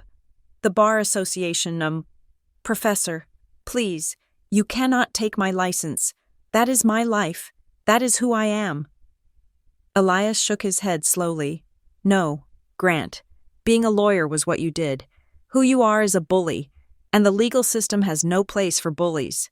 Grant turned his desperate eyes toward Sienna, who was standing by the door, clutching her designer handbag as if it were a life preserver. Sienna, Grant pleaded, his voice cracking. Call your father. Tell him to stop this. Tell him I am the best earner in the division. He listens to you. Sienna looked at Grant. Then she looked at the grim faces of the partners. Then she looked at the legendary Elias Thorne, who held the fate of the entire firm in his hands. The calculation in her eyes was cold and instant. I do not think that is a good idea. Grant, Sienna said, her voice icy. Honestly, I barely know the details of your cases. You always told me you handled everything ethically. I feel deceived. Grant's jaw dropped. Deceived, Sienna. We have been sleeping together for 6 months. You helped me draft the divorce petition, Sienna gasped. Feigning shock, she took a step back, looking at the partners with wide, innocent eyes. I was just a junior associate following instructions from a senior partner. She lied smoothly. I felt pressured. I was afraid of my job if I refused. I want nothing to do with him. She turned to Elias. Professor Thorne, if you will excuse me, I need to go review my files. I want to make sure Mr. Sterling has not implicated me in any other irregularities. Elias waved a dismissive hand. Go. We will deal with your complicity later. Sienna did not wait. She turned and walked out of the conference room, her heels clicking rapidly on the marble. She did not look back at Grant once. Grant watched her go, the color draining from his face until he looked like a corpse. He was truly alone. The woman he had destroyed his marriage for had abandoned him the moment his power evaporated. Elias turned his attention back to me. He walked over to where I was standing and gently guided me back to my chair. Sit down. Avery, he said softly. We have business to finish. He looked at Robert Ford. Robert, get the paperwork for the divorce. We are going to settle this right now, but we are going to do it correctly this time. Robert Ford scrambled to the table. He grabbed the blue folder the one Grant had tried to force me to sign and ripped it in half. He threw the pieces into the wastebasket. Of course, Professor Robert said, we will draft a new agreement immediately. We will assign Ms. Caldwell, a senior partner from the Family Law Division to represent her interests, pro bono. Of course. No, Elias said firmly, not one of ours. It would be a conflict of interest. Call Sarah Jenkins at Jenkins & Moore. Tell her I am personally retaining her to represent Avery, and tell her to come here now. He looked at Grant, who was sagging in the grip of the guards. In the meantime, we will agree on the preliminary terms. Since Mr. Sterling admitted to hiding assets and admitted to fault in front of witnesses, the division will not be 50-50. Elias looked at me. Avery, what do you think is fair? I looked at Grant. I looked at the man who had called me an anchor. I thought about the bakery. I thought about the piano I sold. I do not want his money. I said quietly, I just want what is mine. I want the money I put into the savings account, and I want to be paid back for the tuition. Elias smiled, but he shook his head. That is noble, my dear, but that is not justice. Justice includes damages for pain and suffering. It includes compensation for the career you sacrificed to build his... Elias turned to Robert. The terms will be as follows. Mr. Sterling will cede 70% of all marital assets to Miss Caldwell. The penthouse apartment, which I understand is company housing, will be transferred to a lease in Ms. Caldwell's name, paid for by the firm for the next 12 months as an apology for the distress we caused her. Grant will assume all debts, and the savings account. That goes to her in full. Grant's head snapped up. 70%. That is robbery. I earned that money. You earned it on the back of her labor, Elias roared, slamming his hand on the table. You stood on her shoulders to reach the fruit, and then you kicked her down. You are lucky I am not leaving you with nothing but the suit on your back. Though I am tempted to take that too, since I assume she paid for it. Grant opened his mouth to argue, but Elias cut him off. Get him out of here. Elias ordered the guards, escort him to his office to collect his personal effects supervised. Of course, and then remove him from the building. If he returns, arrest him for trespassing. The guards hoisted Grant up. He began to struggle, his dignity completely gone. You can't do this, Grant screamed, his voice high and hysterical as they dragged him toward the door. I am a partner. I am Grant Sterling Avery. Help me. Do not let them do this. I watched him go. I watched the man who had walked into the building like a king being dragged out like a criminal. He was kicking his legs, his shoes scuffing the floor, tears streaming down his face. It was the exact fate he had tried to inflict on Elias. The door closed behind him, cutting off his wails. The silence that rushed back into the room was heavy. But it was clean. The partners looked at Elias, waiting for the next lightning bolt. But Elias just sighed, his shoulders slumping slightly as the adrenaline faded. He looked tired. Gentlemen, give us the room, Elias said quietly. I will speak with Ms. Caldwell alone. Robert Ford and the other partners practically ran for the door, eager to escape the eye of the storm. When we were finally alone, the glass room felt vast and quiet. I sat there, my hands trembling in my lap. It was over. The nightmare was over. Elias walked over to the corner where he had left his hat. He picked it up and dusted it off. Then he walked back to the table and sat down across from me. Are you okay? He asked, his voice gentle. I took a deep breath, filling my lungs with air that didn't feel heavy for the first time in months. I think so, I whispered. I do not know how to thank you. Elias, you saved my life, he smiled, reaching across the table to pat my hand. No, Avery, you saved yourself. I was just the instrument. You saved yourself the moment you stood up on that bus. You saved yourself when you chose to be kind in a cruel world. That kind of courage creates its own luck. I reached up to my neck. I was still wearing my trench coat, but I realized Elias was still wearing my scarf. Oh, your scarf, I said, reaching out to take it back. Or, my scarf. I started to unwind it from his neck, but he stopped me. He placed his hand over mine. Keep it, he said. Or rather, let me keep it. But it is old. I said, it is just wool. It is the warmest thing I have ever worn, Elias said, his eyes shining. It reminds me that even in the coldest winter, there is warmth if you know where to look. I would like to keep it, if you do not mind. As a reminder of the woman who taught an old law professor a lesson about justice. I smiled, tears blurring my vision. You can keep it. Elias reached into the inner pocket of his dirty coat. He pulled out a small, cream-colored card. It was not a business card. It was thick, textured paper with a gold crest embossed on it. He slid it across the table to me. I want you to have this, he said. I picked it up. It was an invitation to the Thorne Foundation for the Arts. I heard you mention earlier, when we were walking, that you used to be an artist, Elias said, that you gave it up to support that. That man. I nodded. I used to paint, but I haven't touched a brush in years. It is time to pick it up again, Elias said firmly. That card is not just an invitation, it is a full scholarship. The foundation supports artists who have lost their way. We provide a studio, supplies, and a stipend for living expenses. You do not need to worry about money. You have the divorce settlement for that. This is for your soul. I looked at the card, then at him. I could not speak. The lump in my throat was too large. He was giving me back the dream I had buried. Why I choked out. Why are you doing all this for me? Elias stood up. He put on his hat, adjusting the brim. Because, Avery, he said, leaning on his new cane, one that Robert Ford had hurriedly provided from the office supply closet. The world has enough lawyers. It has enough Grant Sterlings. What the world needs is more people who see the beauty in broken things. Go paint your masterpieces. That is the best revenge you can ever get." He turned and walked toward the door. He paused at the threshold and looked back. And Avery. Yes, Elias. "Next time you take the bus, sit in the priority seat. You have earned it."